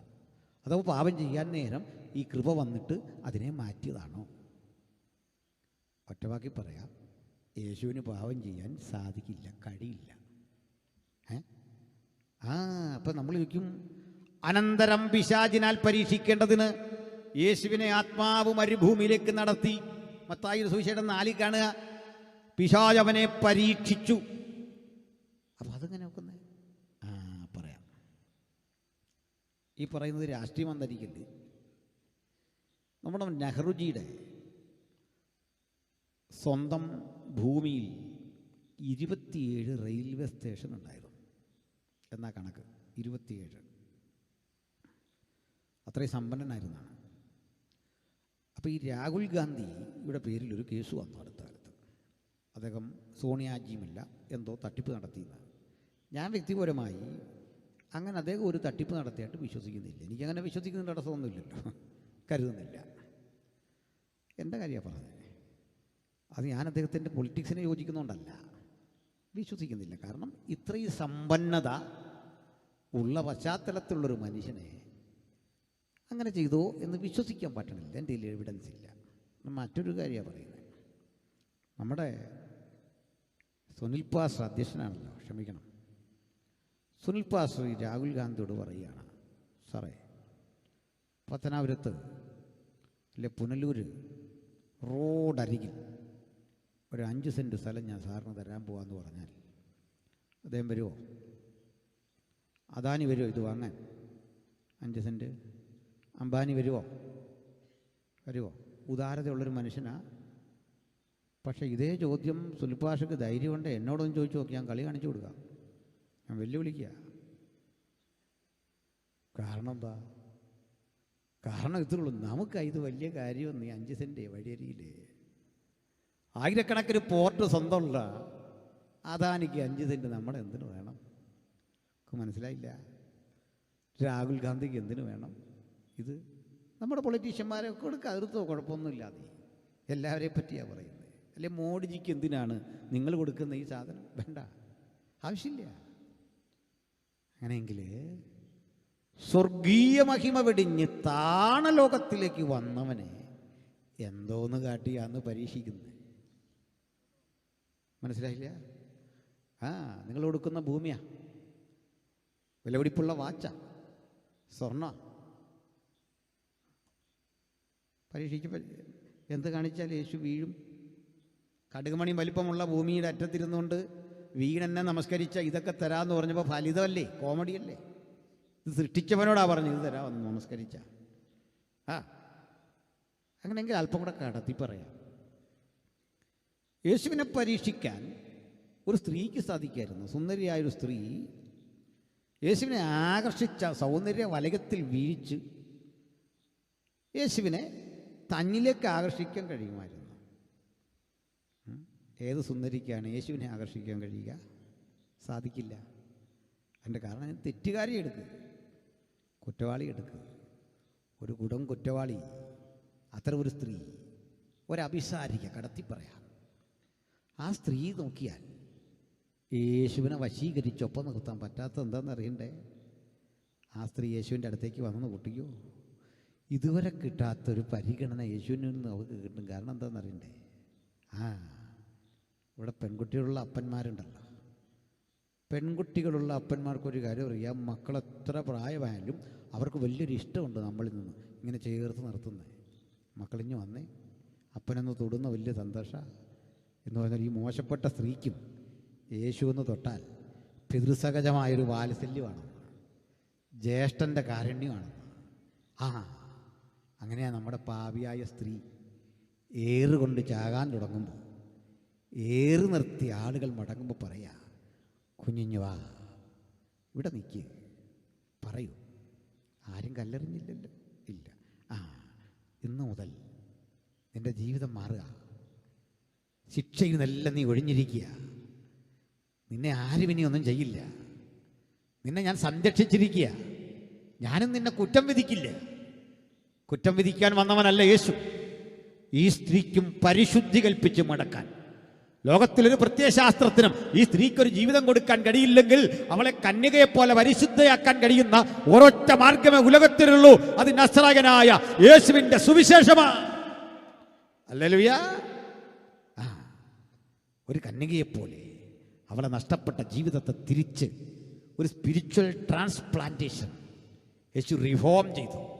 യേശു മാറ്റിയെടുത്തു, സർവസ്വവും മാറ്റിയെടുത്തു. അതിനൊരു മറുവശം ഞാൻ പറയാം. ഒരു മനുഷ്യനെ പരിചയപ്പെട്ടു, ഞങ്ങൾ സാക്ഷ്യമൊക്കെ പറഞ്ഞു, മുഴുക്കുടിയനായിരുന്നു. ഒന്നാമത് ഈ കുടിയന്മാർ വാചാലമായി പറയുന്ന സാക്ഷ്യം കേട്ടൊന്നും അത്ഭുതപ്പെട്ടു പോവില്ല. പിന്നെ ഇയാളെ കൊണ്ടിങ്ങനെ നടക്കുക. ഈ കുടിയൻ പണ്ടത്തെ കുടി നിർത്തിയ കഥ കേൾക്കാൻ നമ്മളിരിക്കുക. വചനം പറയേണ്ട സമയത്തല്ല, അയാൾ ബാറിൽ കയറി കുടിച്ച കഥയില്ല പറയുക. ഇത് കേട്ടിട്ട് എന്താ കാര്യം? അപ്പോൾ ഇതെല്ലാം കഴിഞ്ഞ് ഇദ്ദേഹം എന്നോടൊരു കാര്യം പറഞ്ഞു, പാസ്റ്ററേ, ഞാനിനി ആ പഴയ ജീവിതത്തിലേക്ക് പോകാതിരിക്കാൻ, പഴയ കൂട്ടുകാരോടൊപ്പം സഹകരിച്ച് പഴയ ജീവിതത്തിലേക്ക് പോകാതിരിക്കാൻ എനിക്ക് വേണ്ടി പ്രാർത്ഥിക്കണം. ഞാൻ പറഞ്ഞു, എനിക്കതിന് നേരമൊന്നുമില്ല. നീ അങ്ങോട്ട് പോകാൻ നോക്കിയിരിക്കണോ, എനിക്കെൻ്റെ കാര്യം നോക്കി നടത്തണോ, ഇതിനൊന്നും നേരമില്ല. ഈ കൊട്ടേഷനൊന്നും ആരും പിടിക്കില്ല. കാരണം ഇവൻ രക്ഷിക്കപ്പെട്ടവനല്ല. പിടിയിട്ടില്ല. രക്ഷിക്കപ്പെട്ടവും പിറ്റേന്നും അതുവഴി പോകുന്നു, പഴയ കൂട്ടുകാരെയൊക്കെ കാണുന്നു. പക്ഷെ വ്യത്യാസം എന്താണെന്നറിയണ്ടേ? ആ കൂട്ടുകാരെയൊക്കെ കാണുമ്പോൾ എന്തോ തരത്തിൽ അവനെ ക്ഷണിച്ചാലും പറയും, സ്നേഹിത, ഇതിലും വലിയൊരു വീര്യം ഞാൻ ഉയരത്തിൽ നിന്ന് ആസ്വദിച്ചു. ഇതൊക്കെ വലിച്ചെറിഞ്ഞിട്ട് വാ, എന്നെ രക്ഷിച്ചവൻ നിന്നെയും രക്ഷിക്കാൻ ശക്തനാ, വിടുവിക്കാൻ ശക്തനാ, രൂപാന്തരപ്പെടുത്താൻ ശക്തനാ. ഇത് പറയാൻ അവൻ ആർജവമുള്ളിടത്തോളം അവന് പാപം ചെയ്യാനാവില്ല, തെറ്റിലേക്ക് പോകാനാവില്ല, വീണ്ടും കള്ളു കുടിക്കാനാവില്ല, ആ വഴി മാറാൻ കഴിയില്ല. കാരണം ക്രിസ്തുയേശുവിനോടുള്ള ഗാഢമായ ബന്ധവും ലഹരിയെ വെല്ലുന്നൊരു ലഹരിയാന്നീ. ഹൃദയാന്തര ഭാഗത്ത് കിട്ടുന്ന ഒരു സാന്ത്വനമാണെന്നേ, അതൊരു അനുഭവമാണെന്നേ. അത് വിട്ടിട്ട് പിന്നെയും ഞാൻ പഴയതുപോലെ പോകാൻ ഇരിക്കാൻ പ്രാർത്ഥിക്കണം എന്ന് പറഞ്ഞാൽ അവൻ ഇന്നും അതിനോടുള്ള താല്പര്യം കുറഞ്ഞില്ല. അവൻ മയം വന്നേ ഉള്ളൂ, നാളെയും കുടിക്കും, വിശ്വസിക്കില്ല സാക്ഷിയൊന്നും. അതിലൊന്നും നമ്മൾ കണ്ടിട്ട് എരിവ് കൊള്ളണ്ട. കാരണം യഥാർത്ഥ മാനസാന്തരപ്പെട്ടവൻ എന്നേക്കുമുള്ള വിട. അതുവഴി പോകുമ്പോൾ പിന്നെ അവനെ ആ ബോർഡ് ആകർഷിക്കില്ല. കുടിച്ചു ബോധം കെട്ട് വഴിയിൽ കിടക്കുന്നവനെ കണ്ട് അവനോട് സഹതാപം തോന്നി പ്രാർത്ഥിക്കും, അവനെ ജീവിതത്തിലേക്ക് മടക്കിക്കൊണ്ടുവരും. ആ കൃപയത്. അപ്പോൾ ഒരു സ്ത്രീയെ കണ്ടു. പിന്നുള്ളത് സക്കയ്യ. ഇതുപോലെ കുറേ മനുഷ്യരാ. സക്കായിക്ക് സമൂഹത്തിൽ വിലയില്ല, നിലയില്ല, അംഗീകാരമില്ല. ആരുണ്ട് എനിക്കെന്നുള്ള ചോദ്യമാണ്. അവഗണിക്കപ്പെട്ട ആളാ. അവനെ ചേർത്ത് പിടിക്കാൻ ആരുമില്ല. ഞാൻ അയാളെ എപ്പോഴും ഓർക്കും. അദ്ദേഹം ഇത്രയും ആഗ്രഹിച്ചുള്ളൂ. പണമുണ്ട്, ആവശ്യത്തിന് വണ്ടിയുണ്ട്, അന്നത്തെ കുതിര വണ്ടിയൊക്കെ ആകും, മക്കളൊക്കെ നല്ല പഠിപ്പിലേക്കാണ്. പക്ഷെ അയാൾക്ക് ഒരാഗ്രഹമുണ്ട് മക്കളെക്കുറിച്ച്. സംഗതിയൊക്കെ കൊള്ളാം, നീ ഈ തൊഴിൽ ചെയ്യണ്ട കേട്ടോ. കാരണം അപ്പൻ ഇപ്പോൾ തന്നെ ആവശ്യത്തിലധികം ശാപമുണ്ട്, ആയിരക്കണക്കിന് മനുഷ്യരുടെ ശാപമുണ്ട്. ഈ വേദനിക്കുന്ന പ്രിയപ്പെട്ടവനെ കണ്ട് ഭാര്യ അന്നും പറഞ്ഞ് കാണും, ഭാരപ്പെടാതെ നീ, നമുക്കിതൊക്കെ ഉപേക്ഷിച്ചിട്ടൊരു നല്ല ജീവിതം കിട്ടും. അയാൾ അന്നേ ചിന്തിക്കുന്നുണ്ട്, എനിക്കൊന്ന് താത്തു വെക്കണം, ഈ പാപം ഒന്ന് ഇറക്കി വെക്കണം, ഇതെന്നെ ഇങ്ങനെ അള്ളിപ്പിടിച്ചിരിക്കുക, എനിക്കൊന്ന് മാറണം, എനിക്കൊന്ന് ഉണരണം. അതല്ലേ വചനം കേൾക്കുന്ന എൻ്റെ പ്രിയപ്പെട്ട സുഹൃത്തുക്കളെ, ദൂരത്തും വഴിയരിലുമൊക്കെ ഇരുന്ന് കേൾക്കുമ്പോൾ നിങ്ങൾക്കും ഈ ആഗ്രഹമില്ലേ? ഈ അധോലോകത്തിൽ നിന്ന് വേർപിരിയണം, ഈ കഞ്ചാവ് കച്ചവടത്തിൽ നിന്ന് വേർപിരിയണം, മദ്യാസക്തിയിൽ നിന്ന് വേർപിരിയണം, എവിടെങ്കിലും കൊണ്ടൊന്ന് ഇറക്കി വെച്ചിട്ട് എനിക്കെൻ്റെ വഴിക്ക് പോകണം. ആഗ്രഹിച്ച് വരുമ്പോൾ ഇരട്ടി ശക്തിയോടെ തന്നെ പിടിക്കുന്നു, അതെന്നെ ഞെരുക്കുന്നു, അതെന്നെ ഒതുക്കുന്നു, രക്ഷയില്ല. ഇതിൻ്റെ പേരാ ബന്ധനം. മനസ്സിലാവുന്നുണ്ടോ? ഇതാ ബന്ധനം, ബന്ധിക്കപ്പെട്ട അവസ്ഥ. Nobody can save U. ആർക്കും നിങ്ങളെ രക്ഷിക്കാനാവില്ല. നിയമം നിങ്ങളെ വരിഞ്ഞു കിട്ടും, നിങ്ങളുടെ കയ്യിൽ കയ്യാമം വെക്കും, നിങ്ങൾ അകത്തു പോകേണ്ട സ്ഥിതി വരും. ഒരിക്കലും ആ ജയിൽ തകർന്നാൽ പോലും പുറത്തു വരാനാവാത്ത സ്ഥിതി വരും. പുറത്തിറങ്ങിയാലും അവഹേളിക്കപ്പെടും. നിർണായകങ്ങളായ ഓരോ കേസും വരുമ്പോൾ നിങ്ങൾ പോലീസ് സ്റ്റേഷനിൽ ചെല്ലേണ്ടി വരും. എന്താ കാരണം? നിങ്ങൾ കുറ്റവാളി എന്ന് ചാപ്പ കുത്തപ്പെട്ട് കഴിഞ്ഞു, രക്ഷയില്ല. നന്നാകാൻ ശ്രമിച്ചാലും രക്ഷയില്ല. കാരണം ആരുടെയും കുറ്റമല്ലെന്നേ, നിന്റെ ഉള്ളിൻ്റെ ഉള്ളിൽ രൂഢമൂലമായി കിടക്കുന്ന ഈ പാപപ്രകൃതം വീണ്ടും ഇത് നിങ്ങളെ കൊണ്ട് ചെയ്യിക്കുമെന്നുള്ള ഒരു ബോധം സമൂഹത്തെ ഭരിക്കുന്നു, പോലീസിനെ ഭരിക്കുന്നു, സംവിധാനത്തെ ഭരിക്കുന്നു. അതുകൊണ്ട് ഭയന്ന പറയുന്ന, നീ ഇവിടെ വരണം, ഒപ്പിടണം. ആ ഉത്സവവേളയിൽ മറ്റൊരു സ്ഥലത്ത്, ഗാനമേള നടക്കുന്നിടത്ത്, കൺവെൻഷൻ നടക്കുന്ന ഇടത്ത് ഒക്കെ നിന്റെ ആ പ്രവണതകളെ പോലീസ് ജാഗ്രതയോടെ നോക്കിക്കൊണ്ടിരിക്കുക. പിണങ്ങിയിട്ടല്ല സുഹൃത്തേ, ഒരു സമൂഹത്തെ അവർക്ക് രക്ഷിച്ചേ പറ്റൂ. എന്താണ് നിന്റെ ലക്ഷ്യമെന്നറിയില്ല. അതുകൊണ്ട് മുൻകൂട്ടി അറസ്റ്റ് ചെയ്യും, ഇലക്ഷൻ വരുന്നതിൻ്റെ മുമ്പിൽ അറസ്റ്റ് ചെയ്യും. കാരണം ആ മദ്യവെച്ച് നീ പ്രശ്നമുണ്ടാക്കും, നിന്നെ ഭയമാ സമൂഹത്തിന്, അതുകൊണ്ട് അകത്തിടും. ഇങ്ങനെയുള്ള കുട്ടികൾ ഈ മനുഷ്യനുണ്ടെന്ന് കരുതുക. ആ കുഞ്ഞ് വഴിയിലൂടെ പോകുമ്പോൾ സമൂഹത്തിൽ എന്താ വില, എന്താ സ്വീകാര്യത? ക്ലാസ്സിൽ മിടുക്കിയായൊരു കുട്ടിയുണ്ട്. ആ കുട്ടി നീറ്റ് എക്സാമൊക്കെ പാസ്സായി. അത്രയും മാർക്കില്ലാത്ത ബാർ മുതലാളിയുടെ കുട്ടി, അതിൻ്റെ 4 അയലത്ത് വരാൻ കഴിയാത്ത മിടുക്കും പ്രാഗൽഭ്യമില്ലാത്ത കുട്ടിക്ക് ഇത്രയും പണം കൊടുത്ത്, കോഴ കൊടുത്ത് സ്ഥാപനത്തിൽ പോയി പഠിച്ച് അവൾ ഡോക്ടറാകുമ്പോൾ കഴിവുള്ളൊരു പെൺകുട്ടിയുടെ അവസരം നഷ്ടപ്പെട്ടു. അവൾ കരയുക, അവൾ ദുഃഖിക്കുക, അവൾ വേദനിക്കുക. അപ്പോഴൊക്കെ ഈ കൊച്ചുപെണ്ണിൻ്റെ മനസ്സിലെ ചിന്ത എന്താ? ഈ മദ്യം മണക്കുന്ന, അതിൻ്റെ ഗന്ധമുള്ള ഒരു സ്റ്റെതസ്കോപ്പാണ് മറ്റവൾ തൂക്കിയിരിക്കുന്നത്. കഴിവുണ്ടായിട്ടൊന്നും അല്ല, പക്ഷെ എന്തൊക്കെയോ സാഹചര്യങ്ങളാൽ അവളും വന്നു. നിങ്ങൾ പ്രഗത്ഭയല്ലാത്തത് കൊണ്ട് തന്നെ കുറിച്ച മരുന്ന് തെറ്റാ, ചെയ്യുന്ന ഓപ്പറേഷൻ തെറ്റാ. കാരണം അതിൽ കഴിവുള്ള ഒരാളെ അവഗണിച്ചിട്ടാ നിങ്ങൾ ഈ സ്ഥലത്തേക്ക് വന്നത്. ഇവിടേക്ക് കയറി വന്നത് അങ്ങനെയാ, നേരായ വഴിക്കല്ല വന്നത്, കൃത്യമായ വഴിക്കല്ല വന്നത്. അതിന് 100 പ്രശ്നങ്ങളാ. ഇത് മുഴുവൻ ശാപമായി നമ്മുടെ സമൂഹത്തിൽ ഇങ്ങനെ കിടക്കുകയാണ്. അപ്പോൾ ഇങ്ങനെയുള്ള സക്കായി ചിന്തിച്ചു, കല്യാണ സ്ഥലത്ത് എന്നാൽ എന്നെ ആളുകൾ ഇങ്ങനെ നോക്കുക, കൊള്ളരുതാത്തൊരുത്തൻ. വീട്ടിലേക്കൊരു വിവാഹ ആലോചന വന്നാൽ എൻ്റെ ഈ തൊഴിലൊരു പ്രശ്നമാണ്, സമൂഹം എന്നെ സ്വീകരിക്കുന്നില്ല, ഞാൻ എന്ത് ചെയ്യും? ഇങ്ങനെ 100,000 ചോദ്യങ്ങളോടെ പോയ ഒരുത്തൻ അന്ന് തീരുമാനിച്ചു, ഇങ്ങനെ യേശു എന്നൊരാളെ കേട്ടിട്ടുണ്ട്, എനിക്ക് ഒന്ന് കണ്ടാൽ കൊള്ളാം, ഇത് കണ്ടാൽ മതി. അദ്ദേഹം ഒരു മരത്തിൽ കയറിയിരുന്നു എന്നാണ്. അത്തിമരം. അത്തിമരത്തിൽ ഇരുന്നു കൊണ്ട് താഴെക്കൂടി പോകുന്ന യേശുവിനെ ജസ്റ്റ് ഒന്ന് കാണുക. അത്രേ ഉള്ളൂ. മുമ്പേ പറഞ്ഞ പോലെ ഒരു സെലിബ്രിറ്റിയെ കാണുമ്പോൾ ഉള്ള ഒരു തൃപ്തി, അതിൽ പരമൊന്നുമില്ല. ഒന്ന് കാണുക. കാണാനാണ് ആഗ്രഹിച്ചത്. യേശു ആ മരത്തിൻ്റെ ചുവട്ടിൽ വന്നു, അവിടെ നിന്നു. കൂടെ വന്ന ജനാവലിക്കൊന്നും ഈ നിൽപ്പിൻ്റെ അർത്ഥമറിയില്ല. അവരും അങ്ങ് നിന്നു. ഈ നോട്ടം പതിക്കുന്നത് മുകളിലേക്കാണ്. മറ്റാരും അങ്ങോട്ട് നോക്കുന്നുമില്ല. ഈ തിരക്കിൽ എന്തിനാ മരത്തിലേക്ക് നോക്കുന്നേ? പക്ഷേ യേശു നോക്കി. എന്താ കാര്യം തരണ്ടേ? ഈ നോട്ടം ഇന്ന് തീരുമാനിച്ചതല്ല. യുഗങ്ങൾക്കപ്പുറത്ത് അമ്മയുടെ ഉദരത്തിൽ പിന്നാകാരമാകും മുമ്പ് നിന്റെ കണ്ണെന്നെ കണ്ടു. നിയമിക്കപ്പെട്ട നാളുകളൊന്നുമില്ലാതിരുന്നപ്പോൾ അവയൊക്കെ നിന്റെ ജീവൻ്റെ പുസ്തകത്തിൽ എഴുതി. നീ അറിയാതൊരു വാക്കും എൻ്റെ നാവിൻ വരില്ല. ഞാനിരിക്കുന്നു, എഴുന്നേൽക്കുന്നു, നീ അറിയുന്നു. എൻ്റെ നിരൂപണം ദൂരത്തുനിന്ന് ഗ്രഹിക്കുന്നു. ആ ഈ കർത്താവ് എന്നിട്ട് വിളിച്ചു, സക്കായി വേഗമിറങ്ങി വാ. ഒരു വിളിയാ. തെറ്റ് ചെയ്ത മനുഷ്യനെ പോലീസ് വിളിച്ചാൽ, കോടതി സമൻസ് അയച്ചാൽ, വേണ്ട ഒരു കൊച്ചുകുട്ടി തെറ്റ് ചെയ്തു, അപ്പൻ വന്നു എന്നറിഞ്ഞാൽ ഒരു ഭയം അവനെ അലട്ടും. അങ്ങനെയല്ലേ? ആ, ഞാനൊക്കെ വീട്ടിൽ രാത്രി വളരെ ലേറ്റായിട്ട് ചെല്ലുന്ന ആൾക്കാരാണല്ലോ. കുട്ടികൾ ഒക്കെ മുതിർന്നു. ചെറിയ കുട്ടിയായിരിക്കും മോന് എന്തെങ്കിലും കുസൃതി ചെയ്താൽ ഉറങ്ങാതെ കിടക്കും. ഉറങ്ങാതെ കിടക്കുന്ന അവനറിയാം അമ്മ പപ്പാടെ അടുത്തതെല്ലാം പറയുമ്പോൾ ഉള്ള പ്രതികരണം എന്താ? ഉറക്കമില്ല. നമ്മൾ ചെല്ലുന്നു, വിളിക്കുന്നു. എന്തുകൊണ്ട്? ഒന്നുമില്ല. നീ എന്നാ ഉറങ്ങാത്ത? ഒന്നുമില്ല. വൈഫ് പറയുന്ന അവനിന്ന് കഴിച്ചില്ല. എന്താ കഴിക്കാഞ്ഞേ? അതെ, വേണ്ട. മോൻ വന്നേ, പറ, പാപ്പാടെ അടുത്ത് പറ, തുറന്നു പറ. ഒന്നും പറയാതെ അവിടെ ഇങ്ങനെ ഇരിക്കുക. പപ്പായ്ക്കൊരു പ്രശ്നമുണ്ട്. എല്ലാ പപ്പായ്ക്കും ഒരു പ്രശ്നമുണ്ട്. പപ്പായുടെ മുമ്പിൽ ചപ്പാത്തി വെച്ചു, ചായ വെച്ചു. മോള് കഴിക്കുന്നില്ലേ, മോൻ കഴിക്കുന്നില്ലേ, പപ്പ കഴിക്കാൻ പറ്റില്ല. ഒരു പീസ് പോലും കഴിക്കാൻ പറ്റില്ല. പപ്പായുടെ അടുത്തിരി, അവൻ കഴിക്കില്ല, അവൾ കഴിക്കില്ല. അവസാനം കാരണം പറ. അപ്പോൾ വൈഫ് പറയും, ഇവിടെ ചെറിയ പ്രശ്നമൊക്കെ ഉണ്ട്. പറ. ഇങ്ങനൊരു കുസൃതി ഇവിടെ നടന്നു.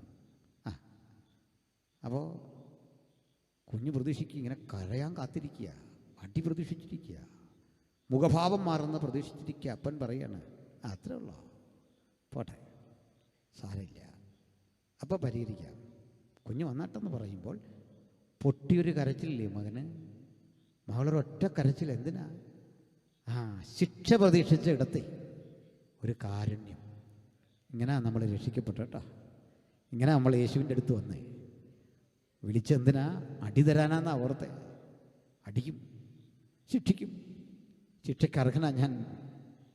കുറ്റം ചെയ്ത് ഞാൻ ശിക്ഷയ്ക്ക് അർഹനായിട്ടാ ഇവിടെ വന്നേ. നിങ്ങളും അങ്ങനെ വന്നേ, ദൈവസന്നിധിയില. ഇന്നല്ലട്ടാ.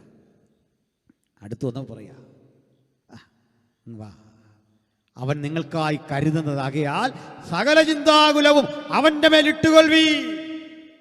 അവൻ്റെ പുത്രനായ യേശുവിൻ്റെ രക്തം സകല പാപവും പൊക്കി നമ്മെ ശുദ്ധീകരിക്കുന്നു. കർത്താവ് വിളിച്ചു, വാ, താഴേക്ക് ഇറങ്ങ്.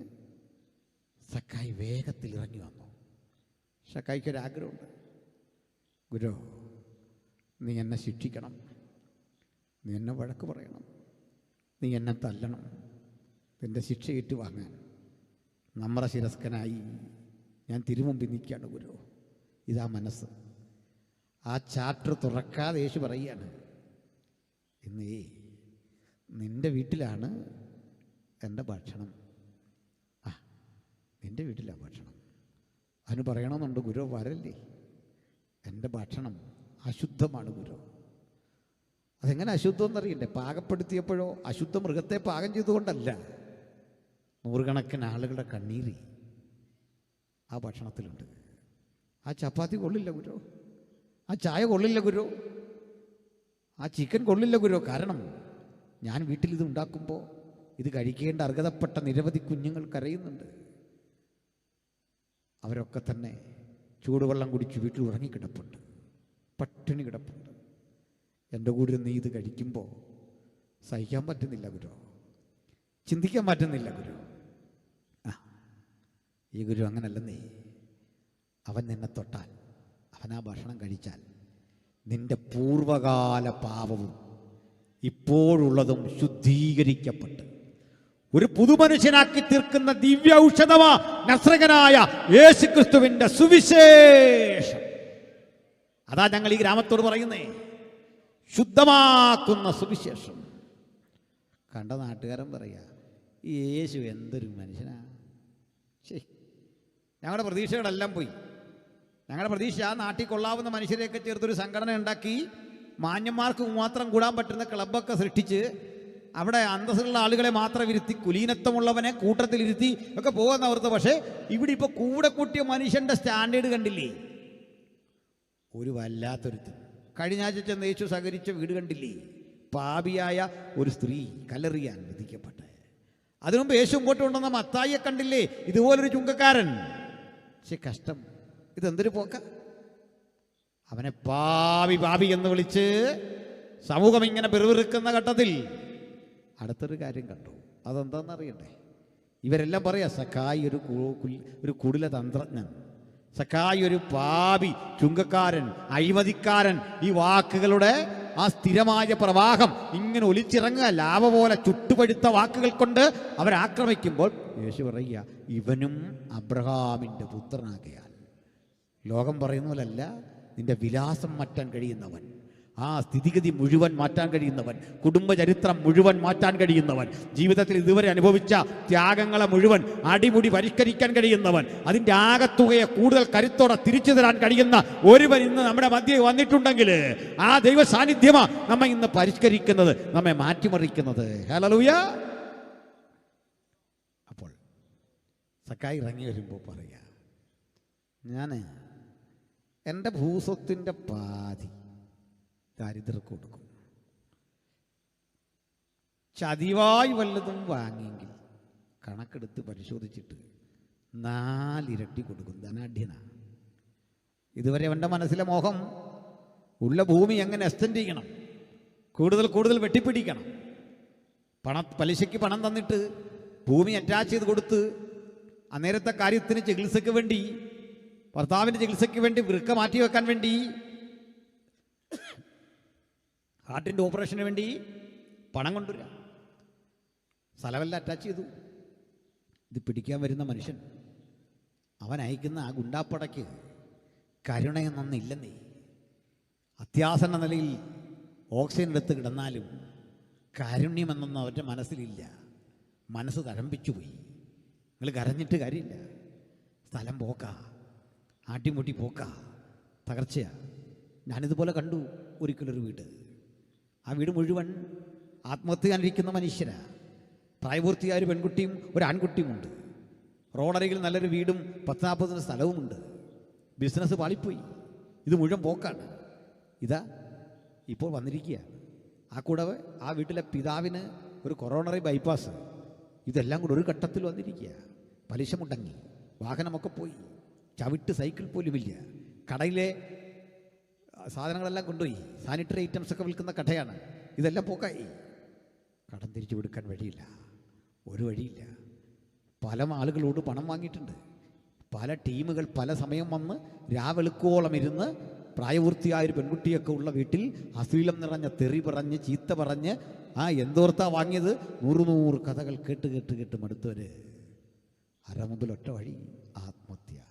മരിക്കുമെന്ന് പറഞ്ഞാലും തൊട്ടു മുമ്പിൽ മരിച്ചു വീഴുന്ന കണ്ടാലും കരളലിയാത്ത ക്രൂരതയുടെ പേരാ സ്വാർത്ഥത. ഹല്ലേലൂയ. സ്വാർത്ഥത. സ്വാർത്ഥത വെടിയണമെന്നേ. നമ്മൾ നിമിത്തം ഇത്തരം അനർത്ഥങ്ങൾ എവിടെയും ഉണ്ടാകാതെ അതിനെ വചനം പഠിപ്പിച്ചത് അനേക സമ്പന്നന്മാർക്കുള്ള ധാരാളിത്തമില്ലേ, ബഹുസ്വത്തില്ലേ, ധാരാളം ഭൂമിയില്ലേ, അതിനേക്കാൾ നീതിമാനുള്ള അല്പം നല്ലത്. ആ അല്പമുള്ള ദൈവമക്കൾ ഇന്ന് രാത്രി ഇവിടെയുണ്ട്. ആ അല്പം സന്തോഷിക്കാൻ നമുക്കുള്ള അല്പം, ചെറിയ വീട്ടിൽ, ചെറിയ വണ്ടിയിൽ, ആ ചെറിയ സൗകര്യത്തിൽ സന്തോഷിച്ചിട്ട് പറയാ, നാഥാ, കോടീശ്വരൻ്റെ ഉള്ളതിനേക്കാൾ സന്തോഷം നീ എൻ്റെ ജീവിതത്തിൽ തന്നല്ലോ. എത്ര ആനന്ദം. ഹല്ലേലൂയ. എത്ര സന്തോഷം. കാരണം മത്സരക്കമ്പോളത്തിൽ ഇറങ്ങി ചിലതൊക്കെ പിടിച്ചു വാങ്ങി എന്ന ചാരിതാർത്ഥ്യത്തെക്കാൾ, ഞാൻ മിടുക്കനാണെന്ന് ലോകം പറയുന്ന ആശികത്തെക്കാൾ എനിക്കിഷ്ടം ഈ ചെറിയ ഭൂമിയിൽ, ഒരു തുണ്ട് ഭൂമിയിൽ സ്വസ്ഥതയോടെ സമാധാനത്തോടെ ഞാനോ സമാധാനത്തോടെ കിടന്നുറങ്ങും. നീയല്ലോ യഹോവേ എന്നെ നിർഭയം വസിക്കുമാറാക്കുന്നത്. നമ്മെ നിർഭയം വസിക്കാൻ അധികാരം തരുന്ന ആ നല്ല ദൈവത്തിൻ്റെ പാദാന്തിയെ അടുത്തിയല്ല. സക്കായി പറയും, ഞാൻ പാതി കൊടുത്തേക്കാം, 4 ഇരട്ടി മടക്കി കൊടുക്കാം. എന്തിനാണെന്നറിയണ്ടേ? എനിക്ക് സമാധാനം മതി, ഇതൊക്കെ കൊടുക്കാമെന്ന്. അപ്പോൾ ക്രിസ്ത്യ ജീവിതം എന്താ? പിടിച്ചു മേടിച്ച ആ സ്വത്തിൻ്റെ കണക്ക് പറഞ്ഞുള്ള സന്തോഷമല്ല.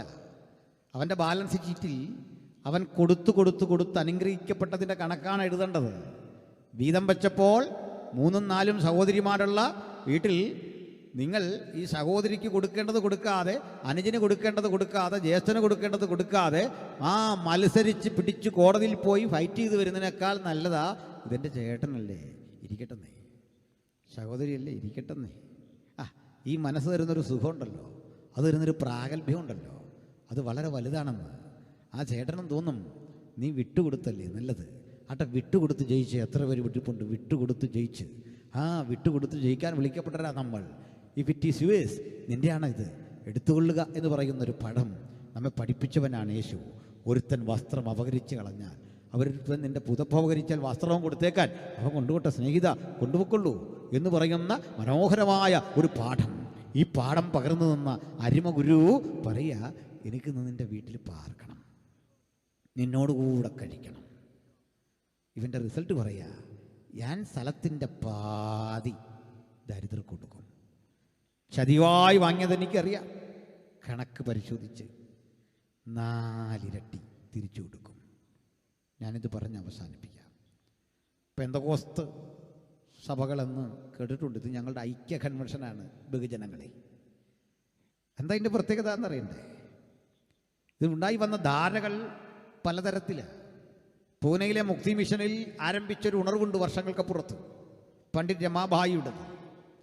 ഇതുകൂടാതെ ഞാൻ നിൽക്കുന്ന ഈ ഭൂപ്രദേശമൊക്കെ പണ്ട് ഉണർവിൻ്റെ താപജ്വാലകൾ ആളിക്കത്തി ഇടമ. അതുമൊന്ന് പറയാനുണ്ടൊരു വാക്കിൽ. അതിന് പാശ്ചാത്യമായൊരു സ്വഭാവമല്ല, പൗരസ്ത്യമായൊരു സ്വഭാവമുണ്ട്. പറയാമത്. ബഹുമാനിരി, ഇവിടെ ഉണ്ടായിരുന്നത് ഓർത്തഡോക്സ് യാക്കോബായ സഭകളാണ്. ആ സഭകൾക്കിടയിലേക്കാണ് ലണ്ടൻ മിഷൻ സൊസൈറ്റിയും ചർച്ച് മിഷൻ സൊസൈറ്റിയും ബാസൽ ഇവാഞ്ചലിക്കൽ മിഷനും ഒക്കെ പ്രവർത്തിച്ചത്. തിരുവനന്തപുരത്ത് ലണ്ടൻ മിഷൻ സൊസൈറ്റി LMS-ഉം, മധുരതാങ്കൂറിൽ CMS-ഉം, അങ്ങ് മലബാറിൽ ബാസൽ ഇവാഞ്ചലിക്കൽ മിഷനും സുവിശേഷകരെ ഇന്ത്യയിലേക്ക് അയച്ചു. ഈ സുവിശേഷകർ ഈ ജനങ്ങൾക്കിടയിലൊക്കെ പ്രവർത്തിച്ചു. അത് കഴിഞ്ഞ് എല്ലാ ജനസമൂഹത്തിൻ്റെ ഇടയിലേക്ക് ഈ ഗോസ്പൽ കമ്മ്യൂണിക്കേറ്റ് ചെയ്യാൻ ഇറങ്ങി. CSI പോലെയുള്ള സഭകൾ രൂപപ്പെട്ടു, ആംഗ്ലിക്കൻ ചർച്ചുകൾ രൂപപ്പെട്ടു. ഇതാണ്ട് ഇതേ കാലത്ത് യാക്കോബായ ഓർത്തഡോക്സ് സമൂഹത്തിൽ വലിയ ഉണർവ് രൂപപ്പെട്ടിട്ട് മാർത്തോമാ സഭ രൂപപ്പെട്ടു. മാർത്തോമാ സഭയും ഈ ആംഗ്ലിക്കൻ ചർച്ചുകളും ഉപദേശം കൊണ്ടും സംവിധാനങ്ങൾ കൊണ്ടും ഒരുപോലെ നിൽക്കുന്നൊരു കാലം. ഈ കാലത്ത് തിരുനെൽവേലിയിൽ നിന്നൊരു സുവിശേഷകൻ, പേരറിയില്ല, വിലാസം അറിയില്ല, അദ്ദേഹം നമ്മുടെ നാട്ടിലെത്തി. അദ്ദേഹം ചെയ്യുന്ന ഒരു പ്രചരണ രീതി ഉണ്ടായിരുന്നു. അദ്ദേഹം പള്ളി ആരാധന തുടങ്ങുന്നതിന് നേരത്തെ ചെല്ലും. പള്ളിയുടെ മുറ്റത്തൊക്കെ ആളുകൾ കൂടി നിൽക്കുമല്ലോ, അവരോട് പ്രസംഗിക്കും. മദ്യപാനത്തിൻ്റെ പ്രശ്നങ്ങളെപ്പറ്റി, അധാർമികതയെപ്പറ്റി ഒക്കെ പ്രസംഗിക്കും. നീണ്ട പ്രസംഗമില്ല, 15-20 മിനിറ്റുള്ളിൽ അച്ഛൻ വരും. അച്ഛൻ വന്നാൽ പിന്നെ പ്രസംഗം തുടരാൻ പറ്റില്ല, അടുത്ത സ്ഥലത്തേക്ക് ചെല്ലും. പക്ഷേ അച്ഛന്മാരെ അത്ഭുതപ്പെടുത്തുന്ന വചനത്തിൻ്റെ ഉള്ളടക്കങ്ങൾ, ഒടുക്കൻ റിസൾട്ട് കേൾക്കണ്ടേ? കുമ്പസാരിക്കുമ്പോൾ ആളുകൾ ചെന്നിട്ട് അച്ഛനോട് പറയുക, അച്ഛാ, ഞാൻ വ്യാജമദ്യം വിറ്റ ആളാ, ഭാര്യയെ തല്ലുന്ന ആളാ, ഓരോ തരം തിന്മകൾ തുറന്ന് പറഞ്ഞ് നിങ്ങളെങ്ങനെ ഇങ്ങനായി? അച്ഛനോട് പറയാൻ തുടങ്ങി, ഇനി ഒരിക്കലും എനിക്കത് ചെയ്യാതിരിക്കണം, മനസ്സിന് സ്വസ്ഥതയില്ല. ഉപദേശി പ്രസംഗിച്ച നേരം മുതൽ ഉള്ളിൻ്റെ ഉള്ളിൽ ഒരു കുറ്റബോധം ഇത് രൂപപ്പെട്ടു വന്നു. പിന്നീട് ആളുകൾ ഈ ഉപദേശി പ്രസംഗിതർക്ക് കേൾക്കാൻ ചെന്നു. അതിൻ്റെ പേരൊന്നും ഇന്നും ആർക്കും അറിയില്ല. തമിഴ്നാട്ടിൽ നിന്ന് വന്നൊരാൾ എന്നേ അറിയൂ. DC ബുക്സ് പ്രസിദ്ധം ചെയ്യുന്ന വിനിൽ പോളിൻ്റെ പുസ്തകത്തിൽ ഈ കാര്യമൊക്കെ രേഖപ്പെടുത്തിയിട്ടുണ്ട്. ഒടുക്കം ഇങ്ങനെ വന്ന ഈ മനുഷ്യൻ്റെ ഊരും പേരും ആരും അറിയില്ല, നിന്നങ്ങ് പ്രസംഗിക്കുക. അച്ഛന്മാർ സ്വീകരിച്ചു. പള്ളിക്കുള്ളിലേക്ക് പ്രവേശിപ്പിച്ചു. അദ്ദേഹം പ്രസംഗിച്ചു. പ്രസംഗം ചരിത്രപരമായ അറിവിൻ്റെ അടിസ്ഥാനത്തിലൊന്നുമല്ല, ബൈബിൾ അങ്ങ് പഠിച്ചു. യേശു ആരെന്ന് പറഞ്ഞു. ആളുകൾ പൊട്ടിക്കരയാൻ തുടങ്ങി. വർഷങ്ങൾ തീരാത്ത കുടുംബ കേസുകൾ തീർന്നു കിട്ടി. എങ്ങനെ തീർന്നതെന്ന് അറിയണ്ടേ? അവൻ വന്ന് എന്നോട് പറയട്ടെ എന്ന് പറഞ്ഞ് ഇരിക്കുന്ന ഈഗോ ബോധമുള്ള അപ്പച്ചൻ ചെന്നിട്ട് കൂട്ടുകാരൻ്റെ അടുത്ത് പറയുക, ഞാനാ കുറ്റവാളി, നീ എന്നോട് ക്ഷമിക്കണം, എനിക്ക് വേണ്ടി പ്രാർത്ഥിക്കണം. മറ്റേ ആൾ പറയാ, അപ്പച്ച കുറ്റം അങ്ങയുടെ അല്ല എൻ്റെയാ. രണ്ടാളും കെട്ടിപ്പുണർന്നു, കണ്ണീരൊഴുക്കി. ഇത് ഇന്ത്യയിൽ രൂപപ്പെടുമ്പോൾ അങ്ങ് അമേരിക്കയിൽ നമ്പർ 312 312 അസൂസ സ്ട്രീറ്റ് എന്ന് പറഞ്ഞ് കാലിഫോർണിയയിൽ ഒരു തെരുവുണ്ടായിരുന്നു. ആ തെരുവിൽ ഒരു ചെറിയ കെട്ടിടത്തിനുള്ളിൽ ഒരു കണ്ണിനു കാഴ്ചയില്ലാത്തൊരു ഒരു കറുത്ത മനുഷ്യനുണ്ടായിരുന്നു. അദ്ദേഹത്തെ ആഫ്രിക്കയിൽ നിന്ന് പിതാവിനെ വർഷങ്ങൾക്കപ്പുറത്ത് അമേരിക്കയിലേക്ക് കൽക്കരിക്കനിൽ നിന്ന് വില കൊടുത്ത് വാങ്ങിക്കൊണ്ടുവന്നൊരു അടിമയാണ്. ഭാഗ്യവശാൽ അദ്ദേഹം ഒരു കത്തോലിക്ക പുരോഹിതൻ്റെ അരികിൽ പെട്ടു. ഭക്തനായൊരു കത്തോലിക്ക പുരോഹിതൻ. അദ്ദേഹം ഈ മനുഷ്യനോട് പറഞ്ഞു, നീ നല്ലവനായി ജീവിക്കണം, ഞാൻ നിന്നെ വിലക്ക് വാങ്ങി വെറുതെ വിടുക, നിന്റെ അടിമത്തം വൃദ്ധി ചെയ്യുക, നല്ലവനായി ജീവിക്കണം, ദൈവമുള്ളവനായി ജീവിക്കണം. ആ മനുഷ്യൻ്റെ മകൻ ഒരു കണ്ണിന് കാഴ്ചയില്ലാത്ത വിരൂപനായ കറുമ്പനായ ഒരു മനുഷ്യൻ. ഇയാളുടെ പേര് വില്യം ജെ സെയ്മൂർ എന്നായിരുന്നു. ഈ സെയ്മൂറിനെ പഠിക്കാൻ വിട്ടു. നിങ്ങൾക്കറിയാം, അമേരിക്കയിലെ കലാലയങ്ങളിൽ ബൈബിളും പഠിക്കണം, ഇതര വിഷയങ്ങൾ പഠിക്കണം. അപ്പോൾ അടിമത്തം കൊടികുത്തി വാഴുന്ന ആ രാജ്യത്ത് ഇദ്ദേഹത്തിന് ക്ലാസ്സിലിരിക്കാൻ അനുവാദമില്ല. കോറിഡോറിൽ ഇരുന്നു കൊണ്ട് അകത്തെ ക്ലാസ് ശ്രദ്ധിക്കണം. സെയ്മൂറിന് അത് സന്തോഷമാണ്. കാരണം മറ്റൊന്നുമല്ല, പഠനം നിഷേധിക്കപ്പെട്ട ലോകത്ത്, ഈ അറിവുകളുടെ പുതിയ ലോകത്ത് കൂടി സെയ്മൂർ ഇങ്ങനെ സഞ്ചരിക്കുക. എന്നിട്ട് കൂട്ടുകാരൊന്നും അടുക്കില്ല. അസ്പർശ്യതയുടെ ലോകത്ത് അദ്ദേഹം വീട്ടിൽ വന്ന് തൻ്റെ ഈ വാടക കെട്ടിടത്തിൽ ജോലി ചെയ്യണം, പലതരം കാര്യങ്ങളുണ്ട്. അങ്ങനെ പ്രാർത്ഥിച്ചു കൊണ്ടിരിക്കുമ്പോൾ ഈ മനുഷ്യൻ്റെ പ്രാർത്ഥനയ്ക്ക് ബഹളവും ശബ്ദവുമല്ല, കണ്ണീരോടെ പ്രാർത്ഥിക്കുന്ന അദ്ദേഹത്തെ കാണാൻ കൂട്ടുകാരെത്തുമ്പോൾ സൊറ പറഞ്ഞിരിക്കുകയല്ല, 2 മിനിറ്റ് പ്രാർത്ഥിക്കാൻ പറയുക. പ്രാർത്ഥന കൂടിക്കൂടി ഒരു 7-8 ചെറുപ്പക്കാർ ഒരുമിച്ച് കൂടി അങ്ങോട്ട് പ്രാർത്ഥിച്ചു മുന്നേറിയപ്പോൾ 1906 ഒരു ദിവസം ആ പ്രാർത്ഥന ശക്തിപ്പെട്ട് വാക്കുകൾ അടക്കാൻ കഴിയാത്ത അണമുറിയാത്തൊരു ആത്മപ്രവാഹം അവരുടെ ജീവിതത്തിലേക്ക് ഇങ്ങനെ സംഭവിക്കുക. അത് കണ്ട് ശബ്ദം കേട്ടും പ്രാർത്ഥനയും കണ്ണീരും കണ്ടും ആളുകൾ പലയിടത്തു നിന്ന് വന്നുകൂടി. ഓരോ ദിവസം കഴിയും തോറും ഈ യോഗത്തിന് ആളുകളുടെ എണ്ണം കൂടി. അത് 10, 8, 10 എന്നുള്ള കണക്ക് വിട്ടിട്ട് 100 എന്ന ക്രമത്തിലേക്ക് എത്തി. ഏതാനും ദിവസങ്ങൾ മതിയായിരുന്നു ഈ 100 1000-ന് വഴിമാറാൽ, 1000 10,000-ന് വഴിമാറാൽ. ഒടുക്ക ഇവിടെ ഇരിക്കാനിടയില്ലാതെ ഈ തെരുവ് മുഴുവൻ ആളുകൾ ഇങ്ങനെ ഇരിക്കുക. സുവിശേഷകർ ഓടി നടന്ന് പ്രസംഗിക്കുക. അത്യാവശ്യം ഈ പ്രസംഗമൊക്കെ അറിയാവുന്ന ആളുകൾ പൊട്ടിക്കരഞ്ഞ് അവരെ പാപമേറ്റു പറഞ്ഞു. അടുത്ത ഘട്ടം കേൾക്കണ്ടേ? നീണ്ട കടാരകൾ, മദ്യക്കുപ്പികൾ, വഷളത്തം നിറഞ്ഞ അവരുടെ അധാർമിക പ്രവൃത്തികളുടെ ഇതര സാമഗ്രികൾ, ഇതൊക്കെ കൊണ്ട് സെയ്മൂറിന്റെ കാൽക്കൽ വെച്ചിട്ട് പറഞ്ഞു, ഞാനും ഇതുപോലെ ദക്ഷിണാഫ്രിക്കയിൽ നിന്ന് വന്നൊരു അടിമയാ, എൻ്റെ യജമാനനെ കുത്തിമലർത്താൻ കൊണ്ടു നടന്ന കടാരയാ, ഈ വടിവാളിന് തലവെട്ടാൻ കൊണ്ടു നടന്ന അവസരം കിട്ടിയാൽ. അതുകൊണ്ട് ഈ വചനം കേട്ടപ്പോൾ എൻ്റെ ഉള്ളിൽ കുറ്റബോധം വ്യാപരിച്ചു. ഞാൻ ഇന്നിതിവിടെ കളയുക, എന്നേക്കും ഉപേക്ഷിക്കുക, എനിക്കായിട്ടൊന്ന് പ്രാർത്ഥിക്കണം. സെയ്മൂർ പറഞ്ഞു, നീ എന്നോടല്ലല്ലോ തെറ്റ് ചെയ്തേ, നീ ആരെയാണ് കൊല്ലാനിരുന്നത്? ആ മനുഷ്യനെ കാണണം, ആ പാദത്തിൽ ചെന്ന് വീഴണം, നീ പൊട്ടിക്കരഞ്ഞ് മാപ്പിരക്കണം, ഓടിച്ചെല്ലാൻ പറഞ്ഞു. ആളുകൾ ചെന്ന് യജമാനന്മാരെ കണ്ടിട്ട് പറഞ്ഞു, യജമാനനെ, ഞാൻ നിന്നെ കൊല്ലാനിരുന്നതാ, അവസരം കിട്ടിയ നശിപ്പിക്കാനിരുന്നതാ. പക്ഷെങ്കിൽ ഞാൻ കേട്ട പാപബോധം ജനിപ്പിക്കുന്ന വാക്കുകൾ എന്നെ മറ്റൊരു മനുഷ്യനാക്കി, നീ എന്നോട് ക്ഷമിക്കണം. ഇത് കേട്ടപ്പോൾ യജമാനന്മാർ വൈറ്റ്സ് അദ്ദേഹത്തെ ഇവരെ കെട്ടിപ്പിടിച്ചിട്ട് പറഞ്ഞു, സ്നേഹിത, ഒരു കന്നുകാലിയുടെ വില പോലും തരാതെ ഞാൻ നിന്നെ പരിഗണിച്ചു, നീ എന്നോടാണ് ക്ഷമിക്കേണ്ടെന്ന് പറഞ്ഞ് അവൻ്റെ പാദത്തിലും വീണു. അങ്ങനെ പരസ്പരം കുറ്റമേറ്റു പറഞ്ഞ് അങ്ങകലെ 1900 രൂപപ്പെട്ടു വന്ന സാഹോദര്യത്തിൻ്റെ, സമർപ്പണത്തിൻ്റെ, നിരപ്പിൻ്റെ ശുശ്രൂഷയുടെ പേരാ പെന്തക്കോസ്ത്. ഹല്ലേലൂയ! അതിൻ്റെ ഒരു ഐക്യ കൺവെൻഷൻ ഇന്ന് രാത്രി ഇവിടെ നടക്കുമ്പോൾ ഭക്തർ മനസ്സിലാക്കിയിരിക്കേണ്ടത്, ഇന്ത്യ മഹാരാജ്യത്തിൽ 100 കൊല്ലം ഞങ്ങൾ പ്രവർത്തിച്ചു. പുനലൂരുള്ള ഞങ്ങളുടെ കൺവെൻഷൻ ഇപ്പോൾ നടക്കും തൊട്ടടുത്താണെന്ന് നിങ്ങൾക്കറിയാമല്ലോ.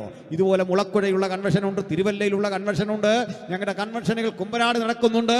100 വർഷത്തെ കൺവെൻഷന്റെ ചരിത്രത്തിൽ പോലീസിനൊരു പെറ്റി കേസ് പോലും രജിസ്റ്റർ ചെയ്യാൻ ഇടകൊടുക്കാത്ത വിധത്തിൽ അക്രമോത്സുകരല്ലാതെ ഈ രാജ്യത്ത് മാതൃകാ സമ്പന്നരായി പ്രവർത്തിച്ച ഒരു സമൂഹത്തിന്റെ വക്താവെന്ന നിലയിൽ ഈ കൺവെൻഷനിൽ പങ്കെടുക്കാൻ അവസരം കിട്ടിയ ദൈവമക്കളെ ഓർത്ത് ഞാൻ ദൈവത്തെ തുതിക്കുന്നു.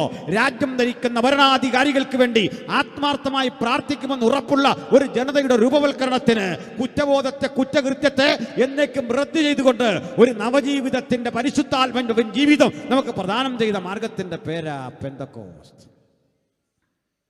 പ്രിയരെ, ഇന്നിവിടെ വന്നിരിക്കുന്ന എൻ്റെ പ്രിയപ്പെട്ട സഹോദരങ്ങൾ അറിയുക, പെന്തക്കോസ്തിൻ്റെ ശക്തി നമ്മുടെ ഇടയിൽ വ്യാപരിച്ച ആ ക്രിസ്തു സാന്നിധ്യമാണ്. നമ്മുടെ ഇടയിൽ വ്യാപരിച്ച പരിശുദ്ധാത്മ സാന്നിധ്യമാണ്. ദൂരത്തും ചാരത്തുമിരുന്ന് ഈ വാക്ക് കേൾക്കുന്നവരെ കൊടും കുറ്റവാളിക്കും മനം തുറന്ന് യേശുവിനെ സ്വീകരിക്കാൻ അവസരമുണ്ടെങ്കിൽ നിന്റെ പാപത്തിൻ്റെ ഭൂതകാലം ഓർക്കാതെ ഒരു പുതുമനുഷ്യനായി ഇന്ന് രാത്രി നിന്നെ യേശു മാറോട് ചേർത്ത് നിർത്തും. ഹൃദയമേകീകരിക്കപ്പെട്ട് പ്രാർത്ഥിക്കുന്ന പ്രാർത്ഥനയ്ക്ക് നാളെയല്ല ഇന്നുത്തരം, ഈ നിമിഷം ഉത്തരം. ഈ പന്തലിലുള്ളിരിക്കുന്ന ആ ഭൂരിപക്ഷം പേരും യേശുവിനെ അറിഞ്ഞവരാ. സന്തോഷം. ഇതിനകത്തോ പുറത്തോ ഞങ്ങളുടെ ശ്രദ്ധയിൽപ്പെടാത്ത ഒരാളെങ്കിലും ഉണ്ടെങ്കിൽ കുറ്റകൃത്യത്തിൻ്റെ മാരകമായ നീരാളിപ്പിടുത്തത്തിൽ നിന്ന് എനിക്കൊന്ന് രക്ഷപ്പെടണം, എനിക്കായി പ്രാർത്ഥിക്കണം, എനിക്കൊരു പുതുമനുഷ്യനാകണം, ഈ ആഗ്രഹമുള്ള ഒരാളെങ്കിലും ഉണ്ടോ? നിങ്ങൾക്ക് വേണ്ടിയാ ഈ യോഗം. ഞങ്ങൾ പ്രാർത്ഥിക്കാൻ പോകുകയാണ്. നിങ്ങൾ ചെയ്യാനിരുന്നതും ചെയ്തതുമായ കുറ്റകൃത്യങ്ങളെ മുഴുവൻ എന്നേക്കും ഇല്ലായ്മ വരുത്തിക്കൊണ്ട് ഒരു പുത്തൻ ജീവിതാനുഭവത്തിലൂടെ നയിക്കാൻ പ്രാപ്തനായ ക്രിസ്തു പറയുക, എൻ്റെ നാമത്തിൽ കൂടി വരുന്നവരുടെ നടുവിൽ ഞാനുണ്ട്. ഇപ്പോൾ തന്നെ ആ ക്രിസ്തു സാന്നിധ്യം നമ്മുടെ മധ്യ ഭരിക്കുന്നു. കണ്ണുകളടച്ചട്ടെ, ഒരു വേള കണ്ണുകളടച്ചട്ടെ. ഈ നാടിനു വേണ്ടി പ്രാർത്ഥിച്ചട്ടെ, ദേശത്തിനായി പ്രാർത്ഥിച്ചട്ടെ. അവൻ ചില കെട്ടുകൾ അഴിച്ചു ബന്ധിതരെ വിമോചിതരാക്കി മാനസാന്തരത്തിലേക്ക് നയിക്കാൻ പ്രാപ്തമാക്കുന്നൊരു സന്ദേശം നമ്മൾ അയച്ചു കഴിഞ്ഞു. കർത്താവ് തൊടട്ടെ, നമുക്ക് പ്രാർത്ഥിക്കാം. കേൾക്കപ്പെട്ട സന്ദേശത്തിൻ്റെ അടിസ്ഥാനത്തിൽ എനിക്ക് യേശുവിൻ്റെ മകനാകണം, യേശുവിൻ്റെ മകളാകണം. തിന്മ നിറഞ്ഞ ജീവിതത്തെ എന്നേക്കും ദുരീകരിച്ചൊരു പുതിയ ജീവിതം ലഭിക്കണം. അർത്ഥവത്തായ ജീവിതം, സന്തോഷനിർഭരമായ ജീവിതം. നിങ്ങൾക്ക് ആഗ്രഹമുണ്ടോ? അങ്ങനെയുള്ളവർ മാത്രം. ഒരുപക്ഷെ ഇവിടെ ആരും അങ്ങനെ ഉള്ളവരായിരിക്കില്ല. അതിന് പുറത്ത് വഴിയരികിൽ, കടയിൽ, യാത്രയിൽ കേൾക്കുന്നെങ്കിൽ, അവിചാരിതമായി കേൾക്കുന്നെങ്കിൽ, ഇത് നിങ്ങൾക്ക് ദൈവമൊരുക്കിയ അവസരമാണ്. This times for you. ഈ സമയം നിങ്ങൾക്കുള്ള ബ്രദറെ, സഹോദര, നിങ്ങളോട് സംസാരിച്ചിട്ട് അന്തരാത്മാവ് അത് ബോധ്യപ്പെടുത്തിയെങ്കിൽ തീർച്ചയായും അതൊരു ഉറപ്പാണ്. ഞങ്ങൾ ഇത്തരം യോഗം വെറുതെ പ്രസംഗിച്ചു പോകുകയല്ല, നിങ്ങൾക്കായി പ്രാർത്ഥിച്ചിട്ടുണ്ട്. പകലുമൊക്കെ ഞങ്ങൾ പ്രാർത്ഥിച്ചിട്ടുണ്ട്. നിങ്ങളുടെ പേരറിയില്ല, ഒരുവനെങ്കിലും ഈ വചനം തുടരണമേ എന്ന് പ്രാർത്ഥിച്ചിട്ടാ ഞാനിവിടെ വന്നേ, നിങ്ങളിവിടെ വന്നേ. എനിക്ക് ദൈവവൈതലാകണം, എനിക്കായിട്ടൊന്ന് പ്രാർത്ഥിക്കണം. ആർക്കാഗ്രഹമുണ്ട് അവർക്ക് മാത്രം കരമുയർത്തിപ്പിടിക്കാം. ഞങ്ങൾ നിങ്ങൾക്കായി പ്രാർത്ഥിക്കും. ദൂരത്ത് അരികിലും ഉണ്ടോ? നിങ്ങൾക്ക് ഇവിടേക്ക് വരാൻ പ്രാർത്ഥിക്കാൻ. തീർച്ചയായിട്ടും നിങ്ങൾക്കായി ഞങ്ങൾ പ്രാർത്ഥിക്കും. ഞാനിങ്ങനെ അറിഞ്ഞു, യേശു ഉള്ളവളാ, യേശു ഉള്ളവനാ. പക്ഷെ സ്നാനമേറ്റില്ല. എനിക്ക് സ്നാനമേൽക്കണം. ദൈവം തരുന്ന അടുത്ത അവസരത്തിൽ, തൊട്ടടുത്ത അവസരത്തിൽ എനിക്കായി പ്രാർത്ഥിക്കണം. ആഗ്രഹമുള്ളവർക്ക് കരമുയർത്താം. നിങ്ങൾക്ക് വേണ്ടി ഞങ്ങൾ പ്രാർത്ഥിക്കും. ആഗ്രഹമുള്ളവർ കരമുയർത്തിയട്ടെ. ആ കരമുയർത്തിയട്ടെ ധൈര്യമായി. ഇവിടെ ഇരിക്കുന്നവർ സ്ഥാനമേറ്റവരാകാം. ആത്മനിറവും ആത്മപ്രേരണയും ഉണ്ടെങ്കിൽ അവർക്ക് കരമുയർത്താം. അല്ലാത്തവർക്ക് ഇനിയും അതല്ല, ഒന്നുകൂടി നിങ്ങളുടെ വീട്ടിൽ, നിങ്ങളുടെ അറിവിൽ, നിങ്ങളുടെ കുടുംബത്തിൽ ഒരു വല്ലാത്ത അനുഭവം പോലെ ബന്ധിതനായ ഒരാൾ മദ്യത്തിനടിമയാണ്. ഒരാൾ ഇത്തരം തിന്മകൾക്കടിമയാണ്. സ്വസ്ഥത നഷ്ടപ്പെട്ട രാവുകളിലൂടെയാണ് ഞാൻ പോകുന്നത്. എനിക്കായിട്ടൊന്ന് പ്രാർത്ഥിക്കണം. ആർക്കാഗ്രഹമുണ്ട്? നിങ്ങളുടെ അറിവിലോ നിങ്ങളുടെ കുടുംബത്തിലോ നിങ്ങളുടെ പരിസരത്തിലോ ഒരു ബന്ധിതനെ പരിചയപ്പെട്ടിട്ടുണ്ടോ? ഒന്ന് പ്രാർത്ഥിക്കണേ. അവർക്കും കരമുയർത്താം. ഞങ്ങൾ നിങ്ങൾക്കായി പ്രാർത്ഥിക്കും. ചില കരമുയരുന്നു. അത് നിങ്ങളുടെ ആവശ്യകതയാണ്. ലജ്ജിക്കേണ്ട ആവശ്യമൊന്നുമില്ല. കരമുയർത്തിയ ചിലരെ കണ്ടു. ആ കരം നന്നായിട്ട് കീർത്തിയെങ്കിൽ ലജ്ജിക്കണ്ട. നിങ്ങളൊരാൾക്ക് വേണ്ടി പ്രാർത്ഥിക്കുന്ന വലിയ മാധ്യസ്ഥം ഏറ്റെടുക്കുക. It's A wonderful mediation for others. മറ്റുള്ളവർക്ക് വേണ്ടിയുള്ള ഒരു മാധ്യസ്ഥം. ചില കരമുയർത്തി കരങ്ങളെ താഴ്ത്തിയിട. ഈ കൂടെ തന്നെ ഞാൻ നിങ്ങളുടെ മധ്യേ ഉണ്ടെന്ന് അരുളിയ ആ കർത്താവിൻ്റെ സന്നിധിയിൽ എൻ്റെ പ്രാർത്ഥനയ്ക്കൊരു ഉത്തരം തരണം. എനിക്കായിട്ടൊന്ന് പ്രാർത്ഥിക്കണം. നാളുകളായി ഞാൻ പ്രാർത്ഥിക്കുന്ന ഒരു വിഷയത്തിൽ ദൈവം മഞ്ഞുമഴയും അയക്കേണ്ടതുണ്ട്, സൗഖ്യമാക്കേണ്ടതുണ്ട്, വിടുതലയക്കേണ്ടതുണ്ട്. പെന്തക്കോസ്തിൻ ശക്തി പ്രാർത്ഥനയുടെ ശക്തിയാ, അത് വിടുതലിൻ്റെ ശക്തിയാ, അത് രോഗശാന്തിയുടെ ശക്തിയാ, അത് ആത്മനിറവിൻ്റെ ശക്തിയാ. എനിക്കായിട്ടൊന്ന് പ്രാർത്ഥിക്കണം. ആർക്ക് ആഗ്രഹമുണ്ട്? തീർച്ചയായും ഞങ്ങൾ നിങ്ങൾക്കായി പ്രാർത്ഥിക്കും. ചില കരമുയർത്തുന്നു, നിങ്ങൾക്കായി പ്രാർത്ഥിക്കും. കരമുയർത്തിയവരെ ഓർത്ത് ഞാൻ പ്രാർത്ഥിക്കാൻ പോകുന്നു. ഇതിനുശേഷം ആവശ്യമെങ്കിൽ നിങ്ങൾ ഞങ്ങളെ സമീപിച്ചാൽ പ്രാർത്ഥിക്കും. ഇപ്പോൾ ഞാൻ കോമണായി പ്രാർത്ഥിക്കുന്നു. കരങ്ങളെ താഴ്ത്തിയിട. പരിശുദ്ധ പിതാവേ, അങ്ങയുടെ പുത്രൻ്റെ നാമത്തിൽ ഞങ്ങൾ തിരുസന്നിധിയിൽ അടുത്തു വരുന്നു. വചനം കേട്ട് ആത്മസമർപ്പണം ചെയ്ത് ഈ കുഞ്ഞുങ്ങളുടെ വീതേ നീ പ്രവർത്തിക്കണം. നസ്രയനായ യേശുവിൻ നാമത്തിൽ ഇന്ന് രാത്രി ഏത് വിഷയത്തിൽ കരമുയർത്തിയോ അതിൽ നീ വിടുതലയക്കുവാൻ ഞങ്ങൾ അനുഗ്രഹിച്ച് പ്രാർത്ഥിക്കുന്നു. ദൂരത്ത് ഞങ്ങളുടെ ദൃഷ്ടിയിൽപ്പെടാതെ ഒരാളെങ്കിലും അങ്ങേ രക്ഷകനായി കരുതിയെങ്കിൽ മദ്യാസക്തിയുടെ കോട്ടകൾ വിട്ട് അധർമ്മത്തിൻ്റെ ഇരുട്ടിനെ ഭേദിച്ച് ലോകത്തിൻ്റെ വെളിച്ചമായ ക്രിസ്തുവിൻ്റെ പ്രകാശം അവരിലേക്ക് വ്യാപരിക്കാൻ കഴിയേണ്ടതിന് ഞങ്ങൾ ഒരുമിച്ച് ഈ ദേശത്തെ അനുഗ്രഹിച്ച് പ്രാർത്ഥിക്കുന്നു. പ്രാർത്ഥനയ്ക്ക് സ്തോത്രം. കർത്താവെ, വലിയ നാമത്തിൽ തന്നെ എല്ലാവർക്കും വന്ദനം. കർത്താവ്യ വചനങ്ങളാണ്.